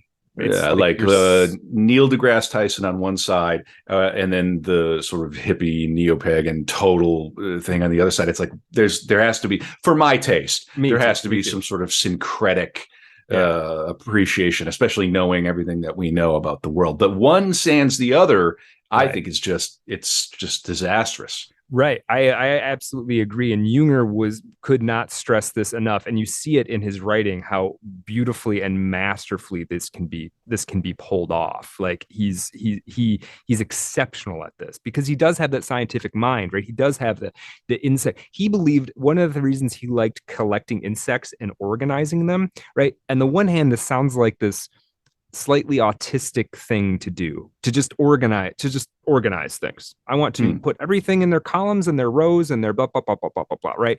There's a sense in which that sounds like, okay, I mean, a lot of people do that sort of thing, but to him, this is where the stereoscopic vision thing comes in. To him, by ordering them all these insects, he collected many insects over the course of his life. By ordering them, he was starting to understand the mind of God, right? Ah, Not to whoa, say that he would understand it fully, but sure. it was like I saw how one was related to the next, and I began to see how God had assembled the world. I will not order the bugs. I will not live in the mind of the all being. Right. Maybe I But should order the may, bugs. maybe I Yeah. don't know. He never ate them, as far as I Live in know. the live So in the pod. We're living right. in the pod right now, Brett. Right. Yeah. Well, we are. Yeah. Yeah. We've decided that we live in the pod. That's fine. Mm. It's fine. We the people who don't know us personally but listen to the show, for them, we live in the We pod. live in the pod. We're inside the computer. Your friends are Yeah. inside the computer. Um, a couple other books come out post-war. One that he wrote during the war, which is called The Adventurous Heart. And I'm going to read you what Albert Hoffman, the Swiss inventor of LSD, who would later be in-person friends with Jünger. I'm going to read you what he said about Jünger via reading this book called The Adventurous Heart. Quote, my enchantment with Ernst Jünger began with his book, The Adventurous Heart.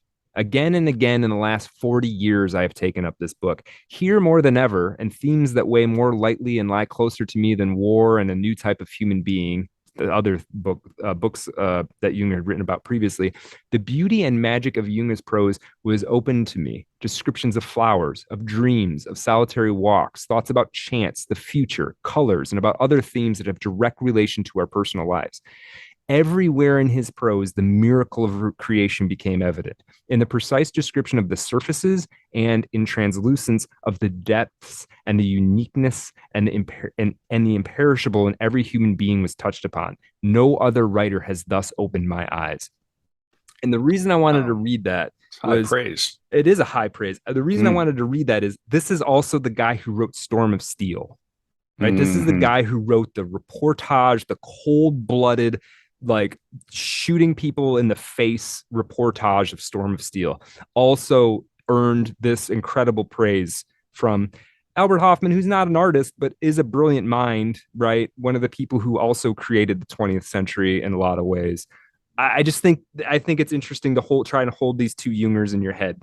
You know, Mm. it's an Mm. interesting balance. In 1949, Jünger would write this book called Heliopolis, which is a dystopian novel. All of his novels are like dystopias that are basically vessels for him to make philosophical points. They're really well done, by the way, Yeah. but that's what they are. There's in German letters. There's a sort of a style that does that. It's like Yeah. Hermann Hesse, who Mhm. will do eventually, or Yeah. And Thomas Mann. Yeah. yeah, I think there's a relationship. I think you can see a relationship between Hermann Hesse and Jung. The only one that I read in depth, I read passages from all of them, but the only one I read in depth is The Glass Bees, which we're going to talk about. That comes later in the 70s. The next big book, though, that I want to talk about, 1951, it's called The Forest Passage. And I think this is where we see the first real evidence of a major evolution in Junger's thought. I think it all makes sense up to this point, and I guess it still does. But like, all right, so we got Storm of Steel, which is just reportage. It's about we have war as an inner experience. He has a book about pain, just called On Pain. He's very much, but it's evolving. He eventually writes that work on peace about holding. His editor is like, isn't it in pain, Yeah, Ernst? No, it's no, on on pain. pain, On right? pain. Oh, on pain. I thought this was is everything okay at home, Right, Ernst? Like, what's right, going on? right. Yeah. One book I was debating whether we were going to talk a lot about, but I figured we'd just do it with the Storm of Steel. Was I think the title "War as an Inner Experience" is one of the most provocative titles I've come across. War, like just think about like that invokes in me like, oh my God, is this like a religion of warfare? Like, you know what I mean? It's very, and it kind of is. I want to I want to find the German for that because I want to see what it translates. Well, it's not showing up readily. Anyway, go on. Yeah, maybe I can find it. So in 1951, he writes this book called The Forest Passage, and the Forest Passage is a metaphor for what we now might think of as exile in place.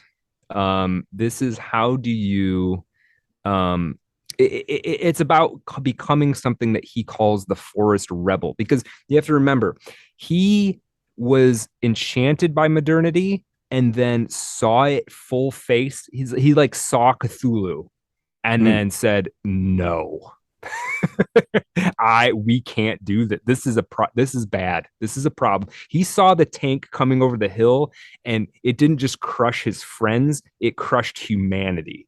Right. And so he's starting to understand how to articulate this with the forest passage and give us some instruction manuals on maybe how can we survive modernity without being total Luddites, without living in a tunnel someplace. And that's what this book Forest Passage is about. I'm going to read you a real quick thing from it. Because every chapter he summarized in one sentence, which I think is really interesting. So I'm going to give you the one sentence per chapter summary of the Forest Passage by Jünger. 1. The questions put to us are simplified and made more incisive. 2. They drive us to an either-or decision as revealed in elections. 3. The freedom to say no is systematically excluded. He's talking about living in the system, right? 4. This is intended to demonstrate the superiority of the questioner.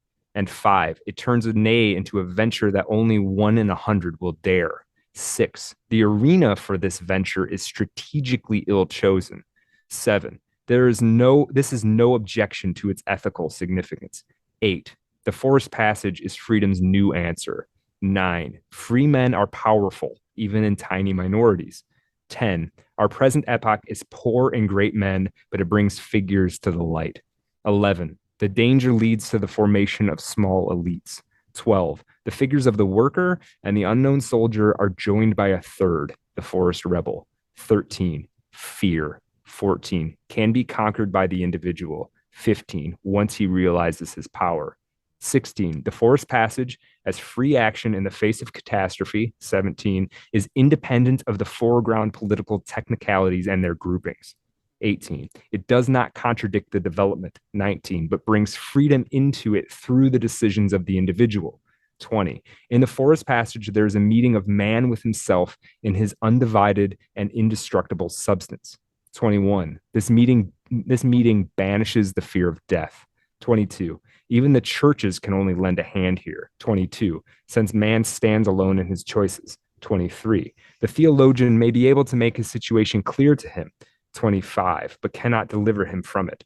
26, the forest rebel crosses the null meridian under his own power. 27, in the questions of healthcare. 28, law. 29, and arms, he makes his own sovereign decisions. 30, morally, too, he does not act according to any doctrine. 31, and reserves the right to judge the law for himself. He takes no part in the cult of crime. 32, he decides what to consider property and how he will defend it. 33, he is aware of the inviolable depths. 34, from which the word rises up to constantly fulfill the world. Here lies the task of being here and now. Now, there's something I love about, let me read this last part about what the forest rebel is. Okay. All right. Because to the forest rebel, it sounds like you're a militiaman out in the woods, and it kind of is that. But to Jünger, the poet is actually maybe one of the most important figures in all of this. He is aware of the inviolable depths from which the capital W word rises up to constantly fulfill the world. Here lies the task of being, quote, here and now. Now, what is another great book that said of the 50s, 60s that says be here Be now, here now. Ram Dass, Yeah, right? be here now. And so you've got something happening here where I really do think like the hippie Ram Dass is one pole of it, and Jünger is the other pole of it, sort of reconceptualizing what freedom means in the face of on the onslaught of modernity, right? And it's like Jünger is the right half of it, and Ram Dass is like the left half of it, even though I don't think they knew anything about each other, right? It's very, very interesting stuff to me. There's a bunch of other interesting things in this book. This is a great point, I think, to stop and refer back to something you said at the beginning of the episode about this idea of conservatives can't make art. And of course, I mean, he's a mystic. And I think a lot of people in their bias would go, well, there can't be conservative mystics, like this kind of weird lefty liberal, like what are you talking about? You got to read more and read more widely. And yeah. I think I mean, a conservative, what's a conservative? A conservative is a person who, it depends on how you define it. But the one thing I've heard it defined as is it's a person who tries to throw themselves across history and say, stop. And everybody has that point. Now, you might not live until that point in progress happens, right? Like for anybody listening, your point might be if progress continues for another 100 years, you might go, hold on. Right. Or you might have done it 50 years ago. Everybody's got their own point of it stopping. Jünger's was like, somewhere between World War I and World War II. That's where he was like, nope, no more. We're done. This is not, this is going to crush us. This is going to destroy us spiritually. Right. Sure. And you can disagree that you can say that's the wrong coordinate, I guess. But I don't think you can disagree with the direction that eventually progress becomes cancer. Eventually. And it's an individual perspective, I think, where that point is. You can get it at Brad at Art of Dark Pod. Send him all your DMs and all your opinions about history and what it means to be a conservative. I'm trying. Yeah, right. You're doing all right. I don't even identify as anything, man. Don't hit me too hard. Yeah, sort of typical American. Yeah, right. Exactly. It's how luxurious that must be. Indeed. Now, okay, so all this is kind of coming out. Now, there's another factor in Jünger becoming this guy who's writing The Forest Rebel, who's talking about internal freedom, who's basically saying the rebellion's in your head. I mean, partially what The Forest Rebel is talking about is like, you can just go and you can work your civil servant job and do a good job, and still your time is your time, and you're living with, you're sovereign within your own skull, right? It's very interesting. Now, how does he get there? He's jaded by the war. He's jaded by Nazism, right? All of these things happening, his son dying, all of the things that he's been through, the stereoscopic vision that he has upon everything, the surface and the depth simultaneously, to a degree that I think few other writers and thinkers in the 20th century actually accomplished. There is, and he has this mystical temperament.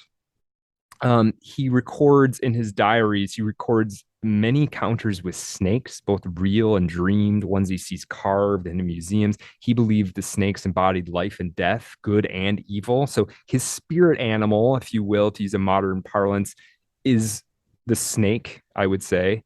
That's pretty metal. Metal, right? Yeah, right? It's pretty cool. It's a lot of people say, I'm a wolf, and I'm a lion, and I'm a snake. I'm a snake. Whoa. Yeah, it's heavy, right? Okay, heavy. All right. Yeah, strong choice there, Ernst. Yeah, yeah. And as time goes on, I mean, he would record synchron. He is a mystic more and more as time goes on. He's Hmm. recording synchronicities. He uses alchemical language in a lot of his writing. He doesn't spell it out directly, but you can see in a lot of his writing that he has this deep knowledge of the occult and the esoteric. He's clearly informed on astrology. Um, but he has a lot of Did he and Jung tango? Did they uh have ever they meet? never met, but he was clearly informed on Jung. All He right. knew. I think he'd probably read as much of Jung as you could read, and he was an obsessive reader, right? So he's one of these guys on who nothing is lost. So, but there's another element we have to throw in here in this evolution because we're going from the young combat zone commander, you know, shooting Frenchmen in the trenches through World War II to this strange sort of like conservative hippie figure, right? And you have to kind of explain how this happens. And I think the one part that we can't leave completely off the table is drugs. All right. So We love drugs on Art of Dark Pod, Art of Darkness. Yeah, they tend to come up they on do.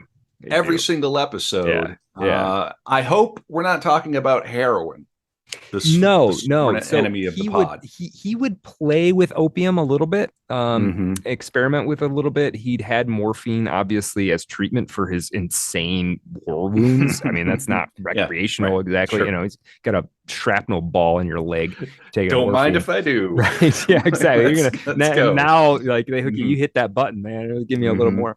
Yeah. Um, but he was very interested in the elevated states you could achieve through a variety of drugs. So he was curious, just like everything, just like what's this beetle? It was what's cocaine, right? It's a very much of like what Hmm. is this? And I do think I don't know if he ever says this. He probably does someplace in his 50 books.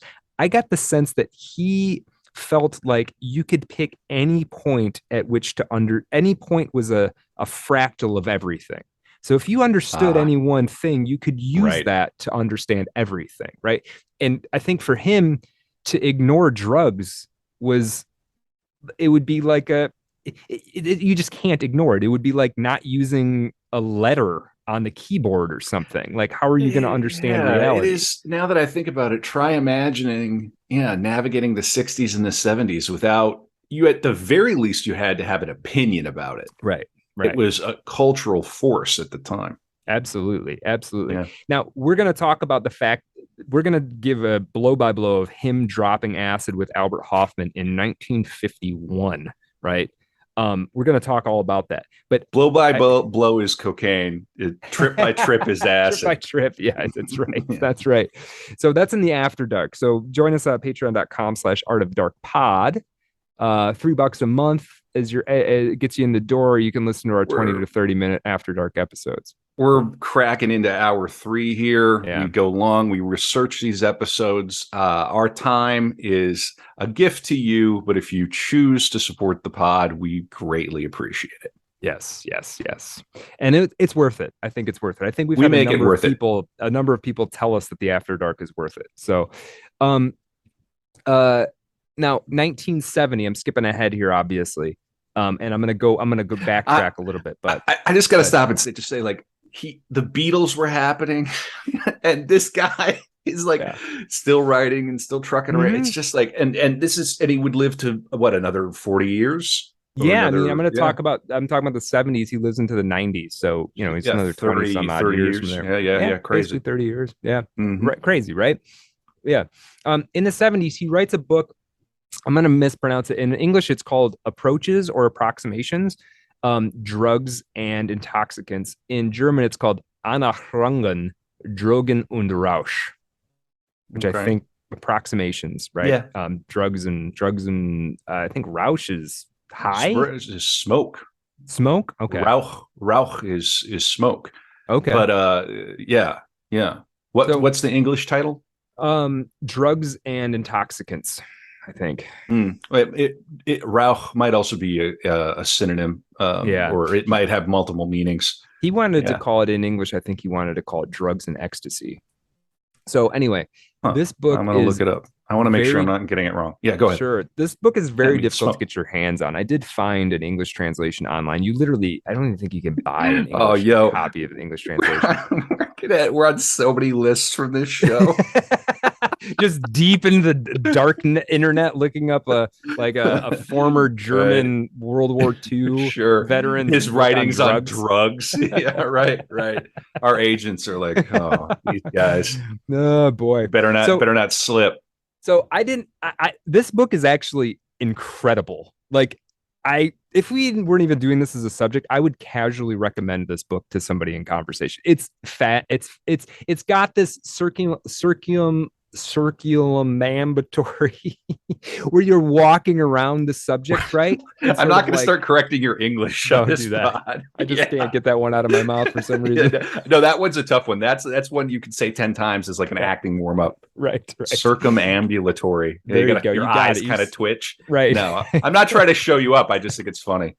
Yeah. Yeah, I right. can't hurt my feelings at this point. So anyway, so it's like this, but it's about drugs. So it's the social history of drugs. It's the philosophy. It's personal stories of doing the drugs. It's all of these things, and he talks about hash, LSD, booze, tobacco, cocaine, mescaline, opium. If there had been anything else to do, ether. There's a section on ether. He talks about all of these things, and he's winding them all together beautifully.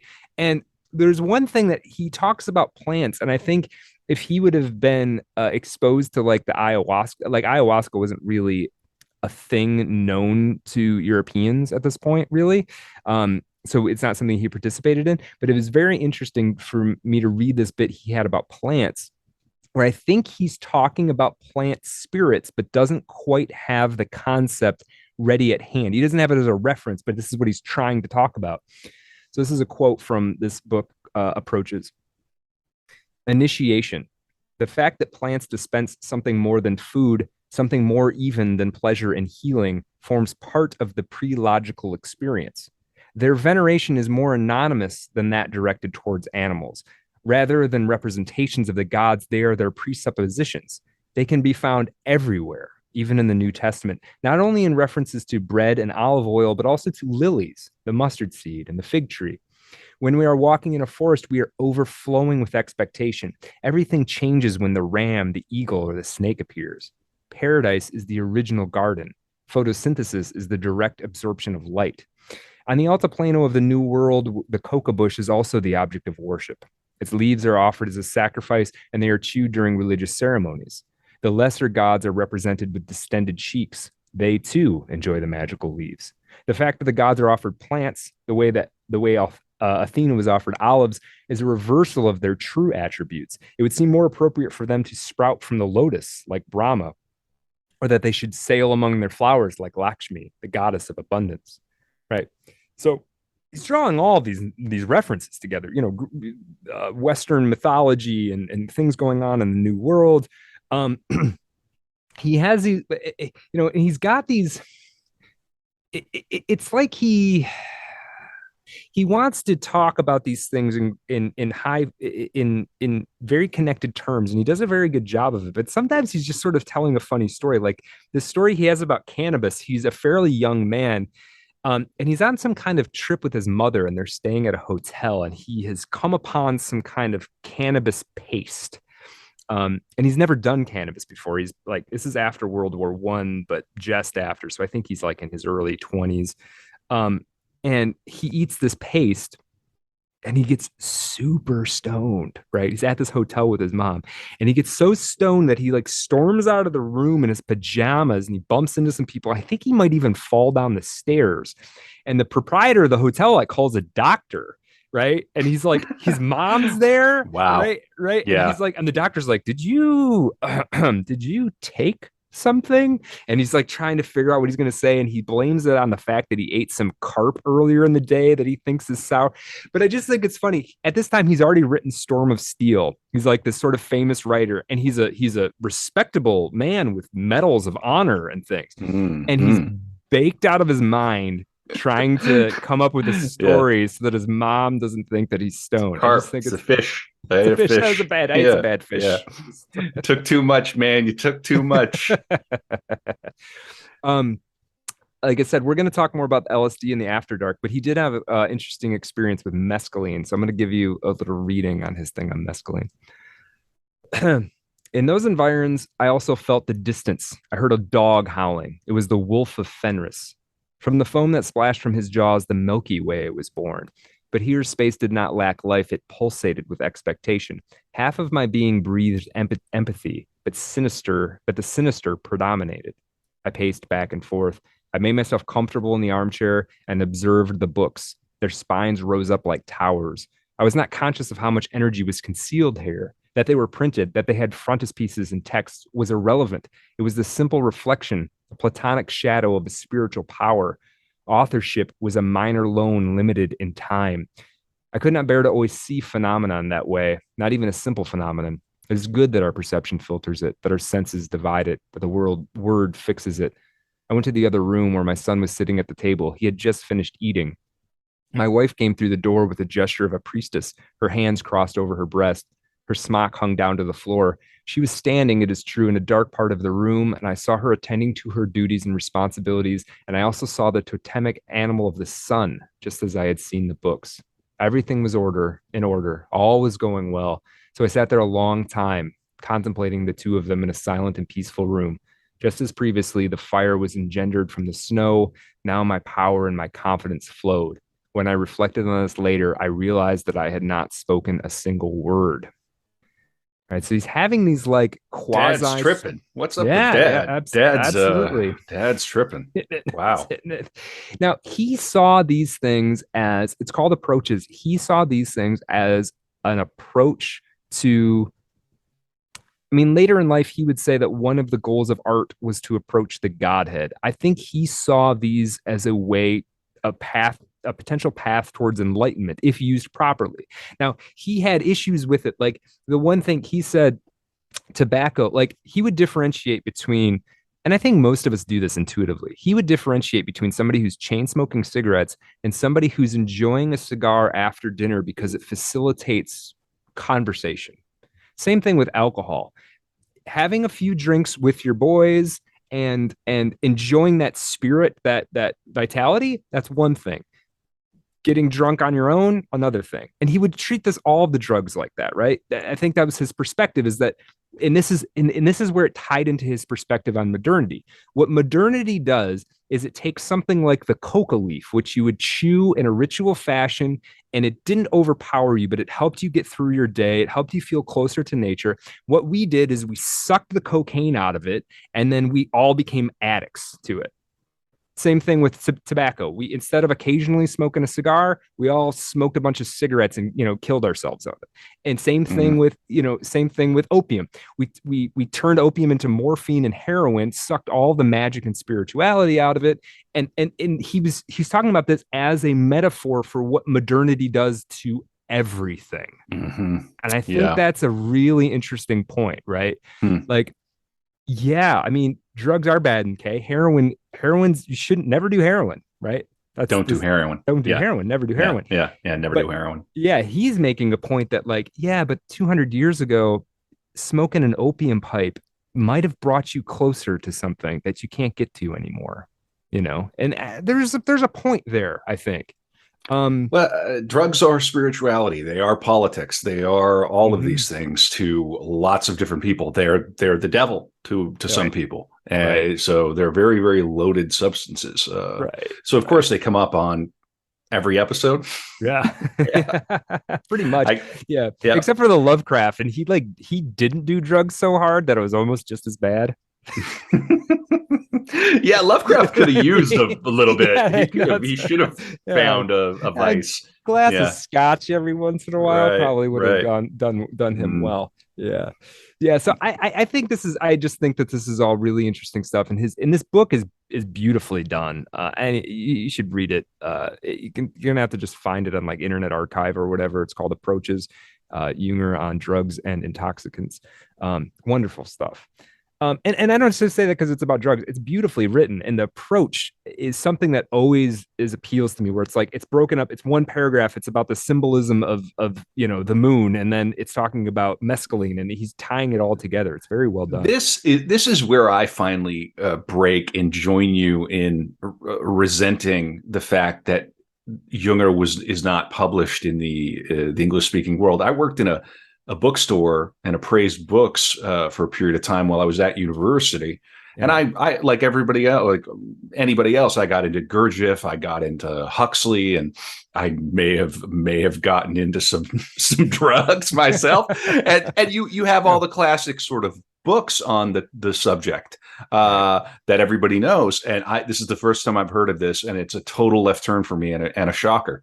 Yeah. I can't say that I'll personally rush to get this, partly because my reading is Art of Darkness related. Right. I have about 8 books right now about Francis Bacon, the subject that I'm doing next. Mm-hmm. Well, in any case, I join you in kind of resenting the fact that we did not know about him, but it's also great that we're finding out about him now. Yeah, and I think this is I think he's a necessary. I think he's every time he puts something out, he's this slightly alternative take on something that a lot of other people are talking about. And it's not that he's radically opposed to it necessarily, but it's always this different. It's his different turn. The drugs thing, it's a slightly different turn. These utopian novels, dystopian novels, it's a slightly different turn than what Orwell or Huxley are saying. I mean, maybe it's a German perspective. I don't know enough about the German culture and to say if it's a German. I think it's a Jünger thing. I think he's sort of ends up through all these kind of cultural and historical and political forces somehow being a man living in a country of one somehow, like almost coincidentally. It's very interesting. I did not expect this episode to go this direction at all. Yeah, and this is the thing. When he's 100 years old, he's talking in praise of drugs. He's like, nice. He's literally. They ask him, is he interested in computers? He's like, meeting of man and machine. I don't care about that. Intoxicants are much better. He's 100 years old. You know what I mean? He's very, and so. And then again, he's a conservative, so he doesn't have any, nothing he thinks is going to be, it's really, he's anyway, I'm just geeking out about Jünger now. So anyway, I want to backtrack a little bit and talk about a book that he put out in 1957, Kevin, which you mentioned up near the beginning, which is called The Glass Bees. The Glass Bees is, I read a couple of books. I had read a handful of books here cover to cover, and Glass Bees was one of them just because, it's fascinating. Interestingly enough, slight personal side note. I'm reading The Glass Bees. Now, what The Glass Bees is about, the premise of it, but again, like all of his novels, it's a vehicle for him to make philosophical and sort of cultural and socio-political asides.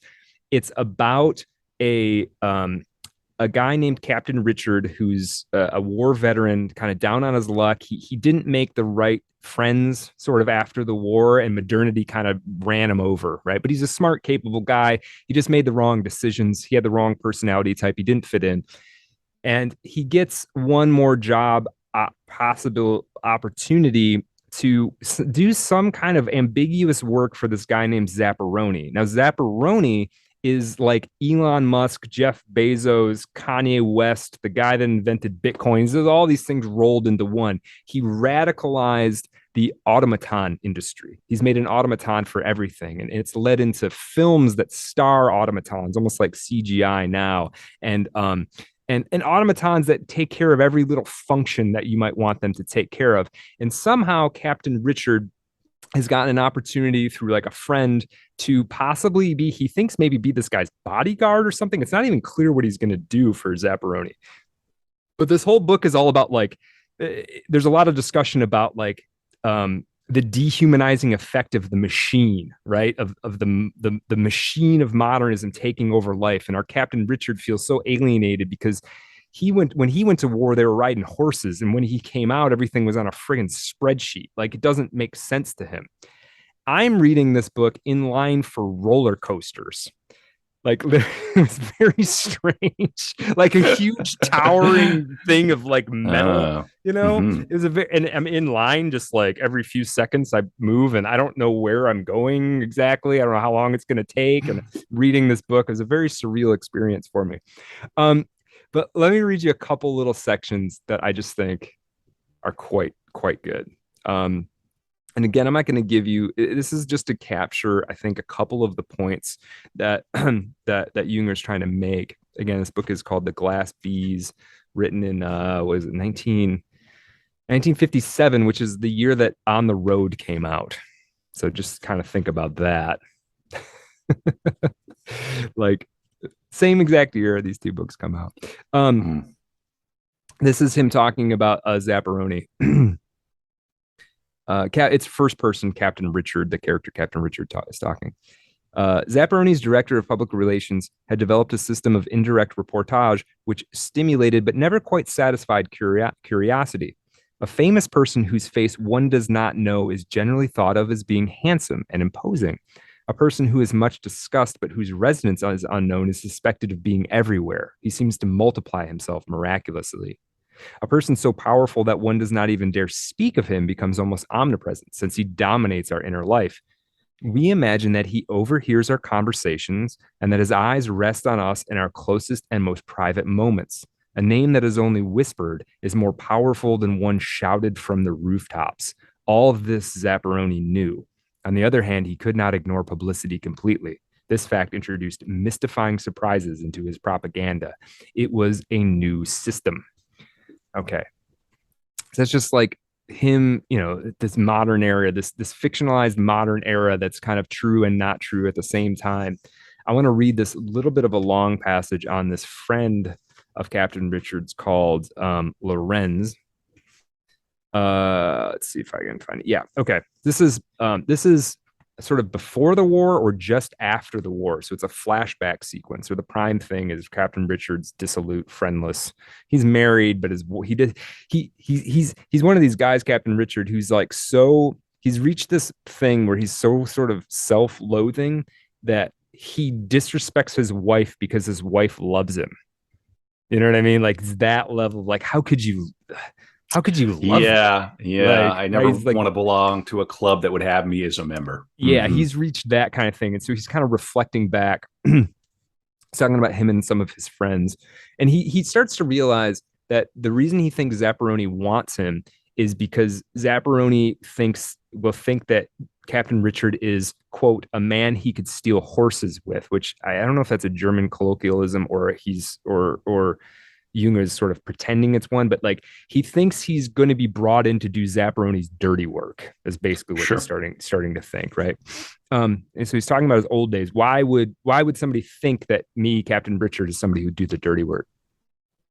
We used to meet in the room of a comrade who lived on the top floor of one of those tenements which were being built quickly and badly. The room had one large window from which one looked down as through a deep shaft into the courtyard, which from this height appeared not much larger than a playing card. This comrade's name was Lorenz, a slender, slightly nervous fellow who had also served in the light cavalry. We all liked him. There was an air of the old freedom and ease about him. In those days, almost everyone was possessed with an idea. This was a peculiarity of the years following that war. Lorenz's idea consisted in seeing the machine as the source of all evil. Therefore, he intended to blow up the factories, to redistribute the land, to transform the country into a large peasant commune in which everyone would be peaceful, healthy, and happy. In substantiation of his opinion, he had assembled a small library, 2 or 3 shelves full of well-thumbed books, chiefly by Tolstoy, who was his saint. The poor boy did not know that at present there is only one kind of land reform: expropriation. Indeed, he himself was the son of an expropriated farmer who had not survived his losses. Oddest of all, Lorenz advocated these ideas on the top floor of a tenement in the midst of a group which, if not lacking in confused schemes, was at least in technical matters up to date. Now, on that terrible evening, it was actually almost early morning, we had been drinking heavily and our heads were flushed with excitement. Empty bottles stood along the walls, and from the ashtrays, wreaths of smoke drifted out the open window, through which one saw a sickly sky. All this was far removed from the peace of villages. I was half asleep, and only the noise of the conversation kept me awake. Suddenly, I gave a start. I felt that something was taking place in the room that called for the utmost attention. In the same way, a receiving instrument starts to vibrate when a message is transmitted, and music is interrupted by the distress signals of a ship in danger of sinking.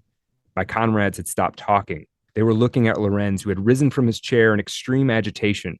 Perhaps they had been teasing him again, treating as a joke a condition that called for an experienced doctor. Only later did they realize how unusual all this had been.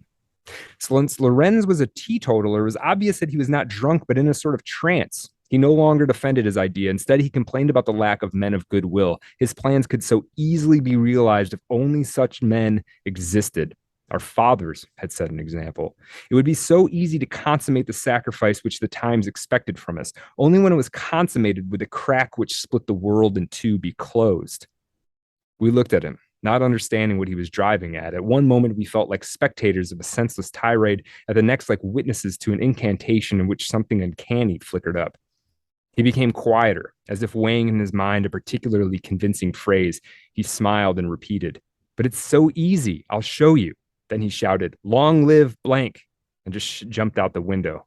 I shall not repeat the name he spoke. We thought we were dreaming, but at the same time, we felt as though we were connected by an electric current. We sat in a suddenly empty room like an assembly of ghosts, our hair standing on end. Although the youngest of us, Lorenz, had been a leader in gymnastics, I had often seen him vaulting over the parallel bars or the horse. I do not, did the great silence which followed last 5 or 7 seconds? I do not know. In any case, and even remembering, one would like to drive a wedge into that inexorable moment so that it might lose its logic, its inevitability. Then we heard that dreadful, dull, hard thump out of the depth of the courtyard. There was no doubt possible. The fall had been fatal. Now, there's a little bit longer. But there's a little bit more, but then they go to the funeral of Lorenz. The funeral, held at a suburban cemetery, was a pitiful affair. As the people attending it dispersed, embarrassed remarks could be heard. "Jumped out of the window when drunk," they said, and on like that. So that there's a lot more to this book, and that's just a vignette from Captain Richard's memory, but he's talking about what happened to these men after the war who couldn't deal spiritually and psychologically with modernity, with what was happening to them. How do you take a fellow who comes back from the Somme who drinks too much? How do you berate him, really, at a certain point? Where's the line? Yeah. Yeah. And that's a perennial story for sure. It is. Yeah, it really is. Yeah, and so I could read more about that book. I think I want to use that to talk about is this idea of the Titans that Jünger would talk about, and the Titanic. He thought it was no coincidence that the boat, the Titanic, was called the Titanic, right? And for people who sort of know their history or know their mythology, the Titan is it's not a god exactly. It's a demigod. Yes, exactly. Yeah, right. They have powers in some ways comparable to a god, but they don't have. They're missing. Jünger would say that they were blind and insatiable. They had goals, but they didn't have limits. They didn't have limitations. They didn't have systems in which they operated. Right. So here's something that he says. The God is dead, as said Nietzsche, and the gods do die, but the Titans gain power. Technology is just the clothes, the armor of the Titans. And there's an essay I read about a blog that's dedicated to Jünger, Ernst-Jünger.blogspot.com. It's actually pretty well done. A lot of it's in German, but there's one about Titanism. And apparently the etymology of Titan is overextender or overstretcher or overstepper, something like that. And so for Jung, they represented, this is a label he would put around these forces that we had unleashed in the 20th century, that we had sort of it wasn't just that Nietzsche's quote, God is dead. It was that something was filling its place, and it was these blind, insatiable forces that were going to run us over and just and kill us spiritually, Mm-hmm. right? Yeah. And anything could be behind that. And he, would point at things like environmental problems. He would point at things like scientism, even, right? Because it's not bounded. There isn't the hand of wisdom sort of guiding it. And then just overall extremism of all stripes. Also, this notion of relentless economic growth, that it just has to grow all the time, and if it doesn't grow, then what are we doing, right? And progress to him was a similar kind of thing, right? It's like, if it's just progress, and it's just growth, and it's just science, but it's never reined in by any kind of faithful wisdom, then it never has a stopping point, and you don't know at what point it's going to run you over. I think is kind of what he's trying to say. Mm. The Forest Passage, that work he did in the Forest Passage, that was an attempt to understand a way to get out of that, a way to get around it, a way to dodge it in some way. He kind of realized, like, you can't really fight it, I think, but you can fight it. Since it's a spiritual war, in a sense, or spiritual conflict, in a sense, you can win it for yourself on a spiritual plane, I think, is what he was trying, is one of sort of his many theses. So trying to get the context of all of this, because I really want people to understand what his perspective was and how he got to all of these things. I think it's real. I think he becomes a very fascinating figure because of this. And one of the most interesting and fully articulated critiques of modernism, right? Of what this is doing to all of us, even though he's sort of, it's not like he wasn't an extremely online person, right? This is coming, this is generations, or this is like before, this is our great grandparents' generation this guy's coming out of, right? He's certainly a man out of time. And it's just because he got lucky enough to survive through into it. And made it to what was it, 103? 102 years old, yeah, almost 102? 100, basically 103, yeah. Yeah, A wow. couple weeks shy of his 103rd birthday. So he would more fully develop these ideas into something that there's a book called Omisville, where he would fully develop this idea of the anarch, and the anarch related to anarchist, but it's not an anarchist. He was very careful to delineate where the anarchist ended and the anarch began. So this is in the 70s. He writes this book, Omisville. This is one of maybe it's his most famous novel. It's another kind of dystopian picture of the world, in which he's using it as a vessel to kind of explain these cultural, political, and philosophical ideas. I want to throw a couple characters at you from this book because they're kind of interesting. The one character is Manuel Venator, who's the main character. This is a historian who lives in this town of Omisville. One of his many projects is this character's many projects is something called Historia in Nous, which is Historia in a nutshell, wherein he collects all manner of textual objects that sum up history in a symbolic or archetypal manner. So it's something like the glass bead game almost. It's this or it's the internet, the or Akashic something. record. And this guy's kind of dedicated his life to trapping all of this. And it's almost like if you could come up with a symbol that was accurate enough, it would tell you everything, right? It's sort of something Sounds along like those Borges. lines. Right. There is, Borges, I think, a flavor of Borges. And we're going to talk about Borges in a minute.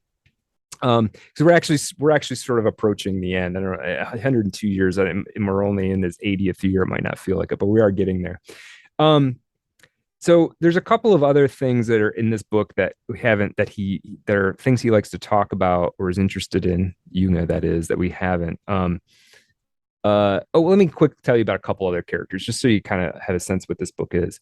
Another big character is this guy Vigo. Vigo is one of Venator's teachers. This is a guy who's like a man of the woods, an idealist historian who teaches about the presence of the eternally beautiful in all things. So you can imagine this is like one of the one of the angels sitting on Junger's shoulder all the time in his own life.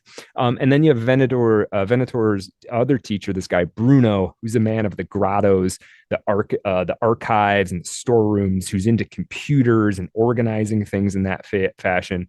Um, and I think Bruno is this notion. Bruno is this emblem that like um, there's a value to learning and sophistication and organizing and articulation, but there's also something that's potentially life threatening and soul deadening about that process. There is like I think he was aware that by like you you can't collect a beetle without killing it, right? There's a double-edged sword to that process. That could be the very definition of modernity is that idea. We're all collecting beetles, and we are the collected beetle.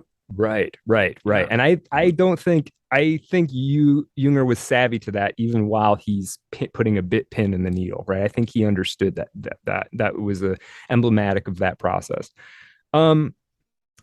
So there's also an interesting thing. There's an object in here, and this is just interesting. There's an object called the luminary in this book, the Omisville, which is a sort of historical kaleidoscope. And I want to read you the character Manuel Venator describing this thing called the luminary because it's basically a smartphone. This is just kind of interesting. This is from Omisville. The Peruvian Chronicle of Matazo, the Peruvian Chronicle of Matazo, the history of a city among cities, in a land among lands. In between, I tune in pictures of Etruscan gates, of the Pisano chancel, of the Baglioni family, Petrio Perugino, the 12-year Raphael. Even this selection leads out into the limitless, and that goes for every source, for every point of tradition that I touch upon. I hear it creaking, then a light. It's the historical buildup in its continuous, undivided power. Friends and enemies, perpetrators and victims have contributed their best to it. So it's this thing that you go into, sort of like the glass bead game, sort of like going down a Wikipedia rabbit hole, where you select something and it carries you into something tangentially related, and that takes you into something else tangentially related. And all of humanity has contributed to it in some way. And it's a double-edged sword having this thing. Right. There's in some ways it's too powerful, but then everybody has it. And it's interesting. I think it says a lot about, it's almost cliched now to be like, oh, these phones in our pocket, man. But it's cliched because there's some truth to it. Right. Interesting. Yeah. He's a fellow who he did not write the same book 5 times. I really admire that. Yeah, it's really interesting. For his fiction, he used sort of the same format, but they're very, very different. I do want to hit this one point, and then I'm kind of done talking about his works. I do want to talk about the last sort of third of his life or so a little bit. But I do want to hit this point of the anarch. It's an interesting concept. So he first started to articulate it in The Forest Passage with this idea of the forest rebel. Now, the anarch is something. It's related to the anarchist, but it's not, because his point about the anarchist is that the anarchist decides that they position themselves in relationship to the governing powers, and that automatically grants the governing powers power. Right? You're playing their game. You're playing their game. That's the best way to put it. The anarch does not play their game. The anarch does, in a sense, play their game, but this is one thing he says. During the day, the anarch may be a simple civil servant. But in the evening, he sits in his library and thinks of other things. He differs from the anarchist who intervenes, undertakes actions, and finally commits suicide. The anarch looks at the whole thing and thinks his thoughts, but he doesn't intervene. It's a survival mechanism. You can't, like, his thing is you can't take on the machine. You can't take on the modern era. You can't take on the government. What you have to do is find a place in your mind, in your soul, in your heart, and how you utilize the resources within yourself to be as free as you can be. This is perfect for the galaxy brain, or the genius and the dummy IQ meme. Right. Perfect. Yeah. I am the anarch on Right. the Right. left and Right. the Yeah. right. Yeah. Then the guy in the middle is like freaking out about everything. Yeah. Yeah. The first one's like, I just go along to get along, man. Middle one's Yes. freaking out. Last one, I just go along to get along, man. Yeah. That's Yeah. right. That's exactly Yeah. right. Yeah. And it's like and you can see how this develops.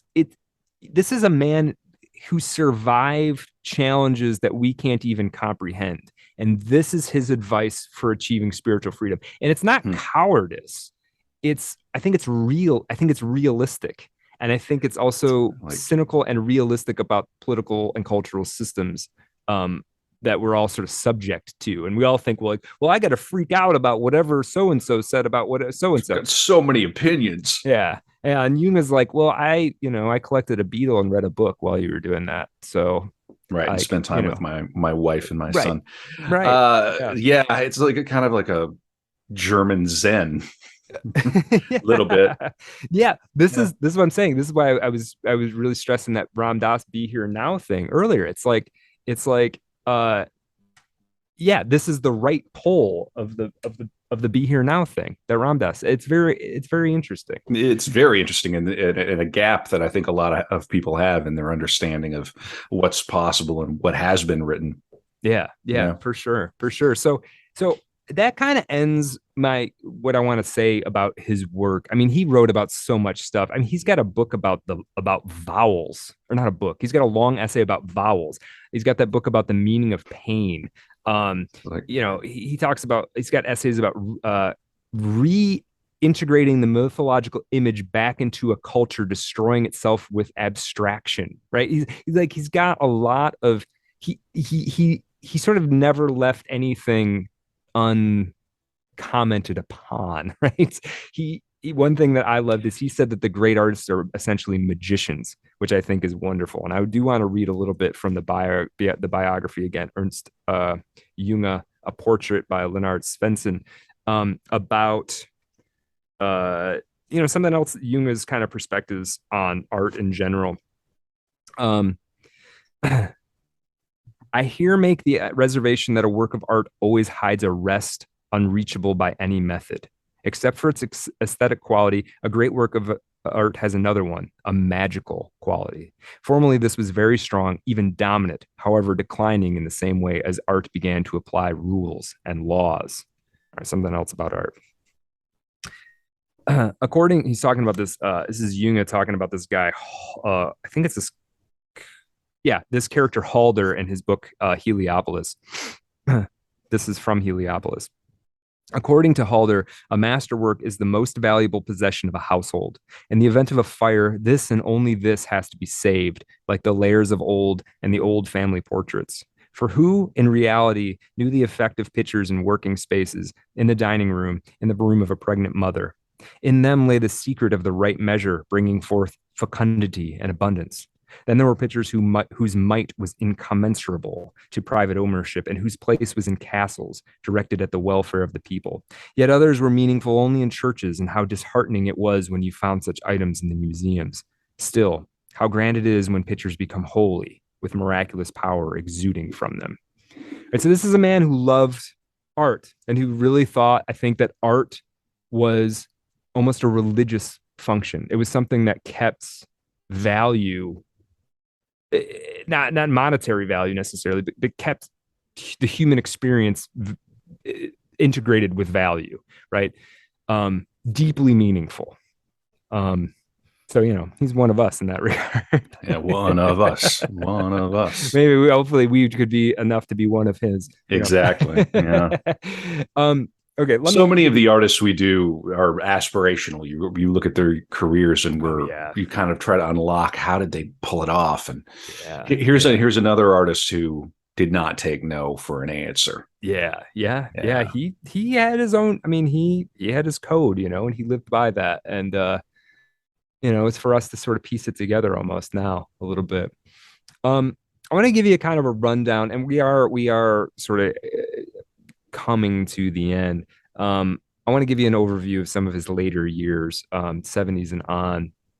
So in the 70s, he moves into this place called Wilflingen, or this town, Wilflingen, into a farmhouse that has since been turned into the Jünger Museum.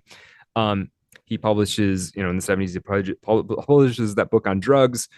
He travels everywhere, man, in the 70s. In the 70s, he's in his 70s, right? Crete, Ceylon, Liberia, Morocco, Sicily, Verdun, Greece many times, Singapore. In the 80s, he travels to Malaysia, Sumatra, the Seychelles, a bunch of other places. That's like half of them, right? He's traveling all over the place as an old man into his 80s. Let me give you a description that the writer Bruce Chatwin gave to him when he met Jünger when Jünger was in his 80s, or he was 80, I should say. Give you just this description. I want to think back to my description from that Stuart Hood translator. My own visit. This is from Bruce Chatwin. My own visit to Jünger was an odd experience. At 80, he had snow white hair, but the bounce of a very active schoolboy. He had a light, cackling laugh, and tended to drift off if he was not the center of attention. He had recently published his book describing his experience with drugs. We know about that, and was about to publish Omisville. The ground floor of the house was furnished in the Bernier style. I don't know what that is, with net curtains and white stoves, and was inhabited by his second wife. Yeah, his first wife died in 1962, and then he later married a woman who was 25 years his junior.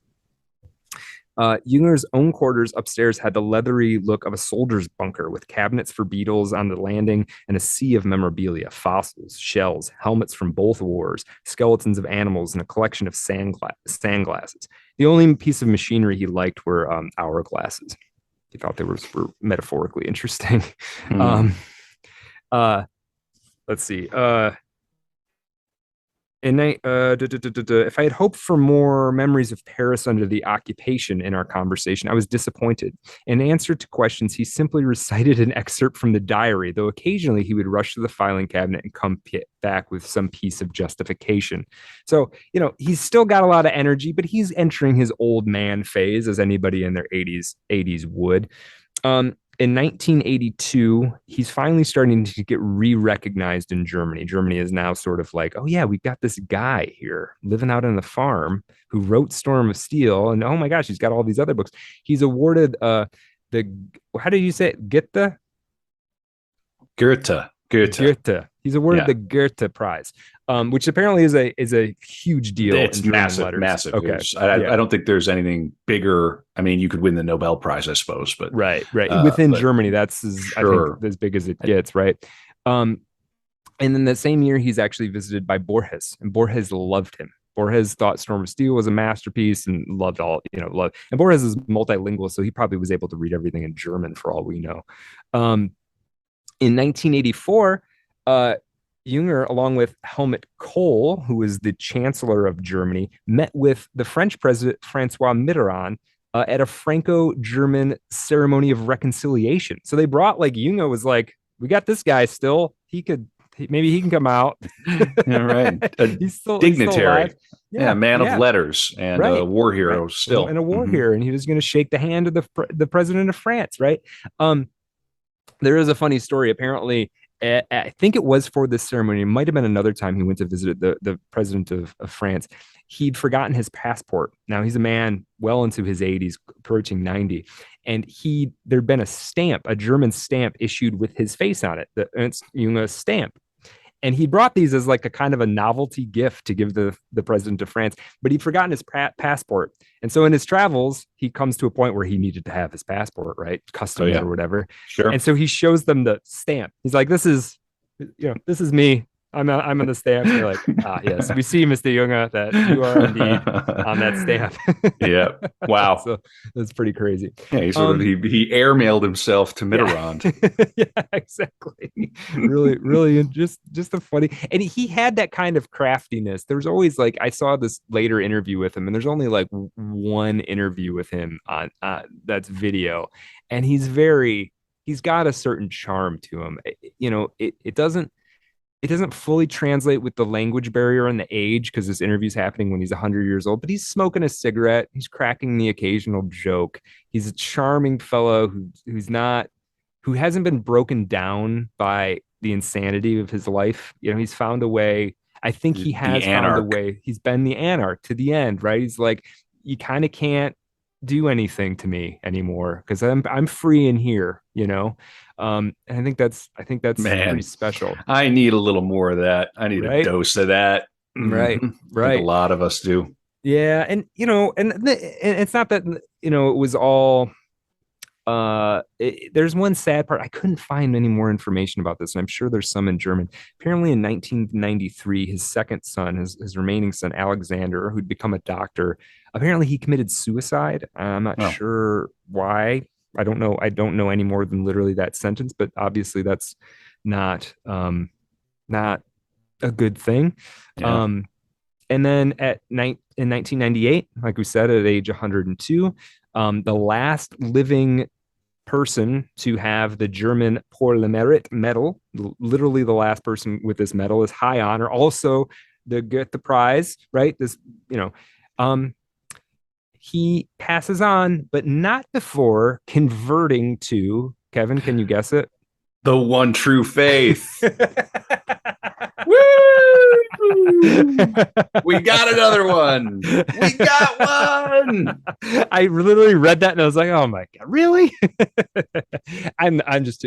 It's interesting how many of our subjects, sort of at the end, are like are conversion, are convert. He wasn't born. He wasn't raised Catholic or anything. I will say that I think, and of course, we're making a little bit of jest Mhm. about this. I will say that I think the artistic temperament is probably attracted to certain elements of what the church offers. The church is quite artistic. There's a great deal of, and it's actually one of the things that Protestants object to in some cases. So I could see Mhm. that would be my thesis as per why so many of our subjects, being artists, may indeed find themselves attracted to the Catholic Church at the I, end of I their think lives.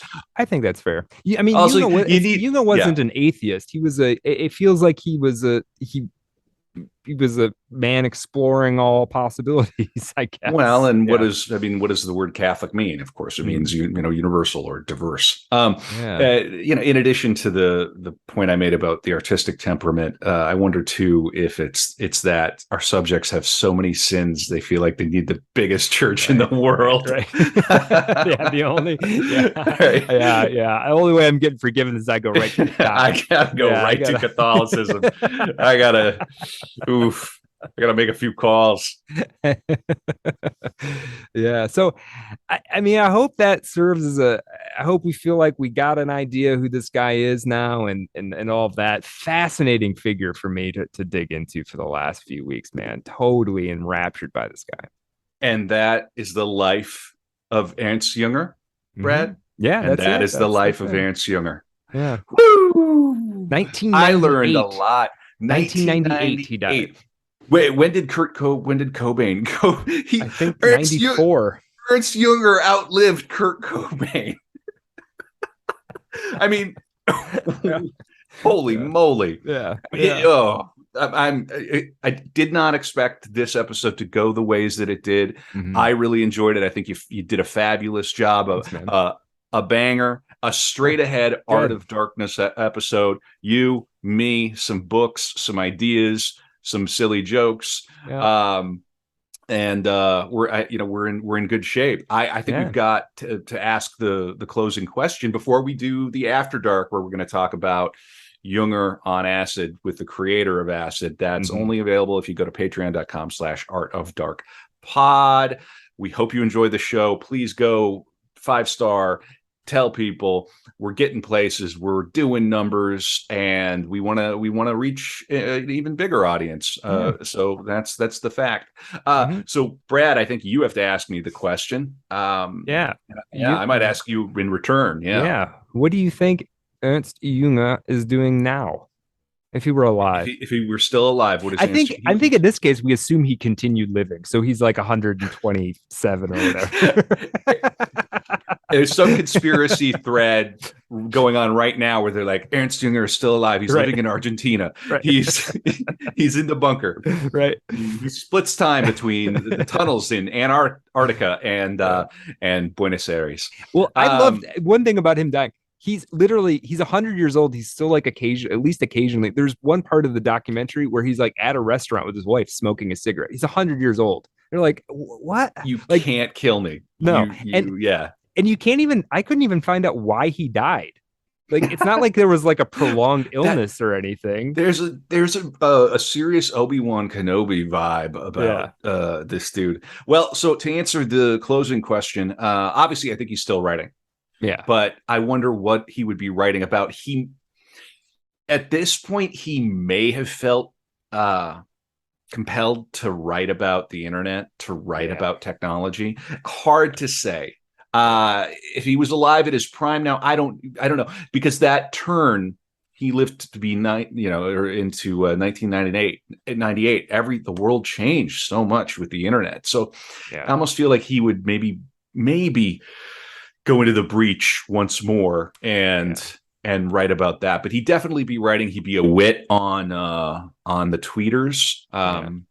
And I wonder what his opinions would be about the state of the world right now. I think he would be shaking his head and saying, well, be the anarch. Right. What do you think? What he'd be doing? Yeah. See, I think he would be, I think we have to not, I think it's important to keep in mind this sort of conservatism that he had. And again, like we said at the front, this doesn't mean he just agrees with everything the American Republican Party says, right? We have to think more clearly about what it would mean for him. He had this at a spiritual sense that he believed that something had happened around World War I where we had let in demonic forces, right? And I think he would be having a lot of I told you so about things that are happening now in some ways, but I don't think he would neatly line up with a lot of the sort of the online right people, honestly. I mean, I think he would see a lot of that stuff as just progressivism and liberalism and titanic forces in different clothes, honestly. LARPing. Right. And so I think he would find himself sort of homeless in this sort of political discourse. And, we'd have to rediscover him again 2 generations from now, the things that he's talking about. I think his destiny was sort of to be like the wandering Jew kind of figure, right? Like never quite having a home, but always his take on everything always pretty interesting, and you can kind of try to put him in one category, but it doesn't quite fit. The Wandervogel, he stayed that way his entire life. Right. Fascinating, excellent work. You know what? You. Your next German writer is going to be. It's got to be Goethe. I still can't pronounce that. There's no way I'm covering. Gosh darn it. People like me, and I'm Goethe enough. Dude, you have to take the Germans from now. I'll take on I don't even know what. Yeah. No. Yeah, no, it'll be all right. Great work, Brad Thanks, Kelly. man. Thank you. artofdarkpod.com, patreon.com/artofdarkpod. We'll see you on the After Dark. Mm-hmm. Man, oh man. Ernst Jünger. Yeah. I may have slipped up a couple times in the Jünger. I might have said Jünger a couple times. Jung again. Yeah, it's sort of man, Jünger in Paris. Playing the hits. Yeah. All right, man. All right, good.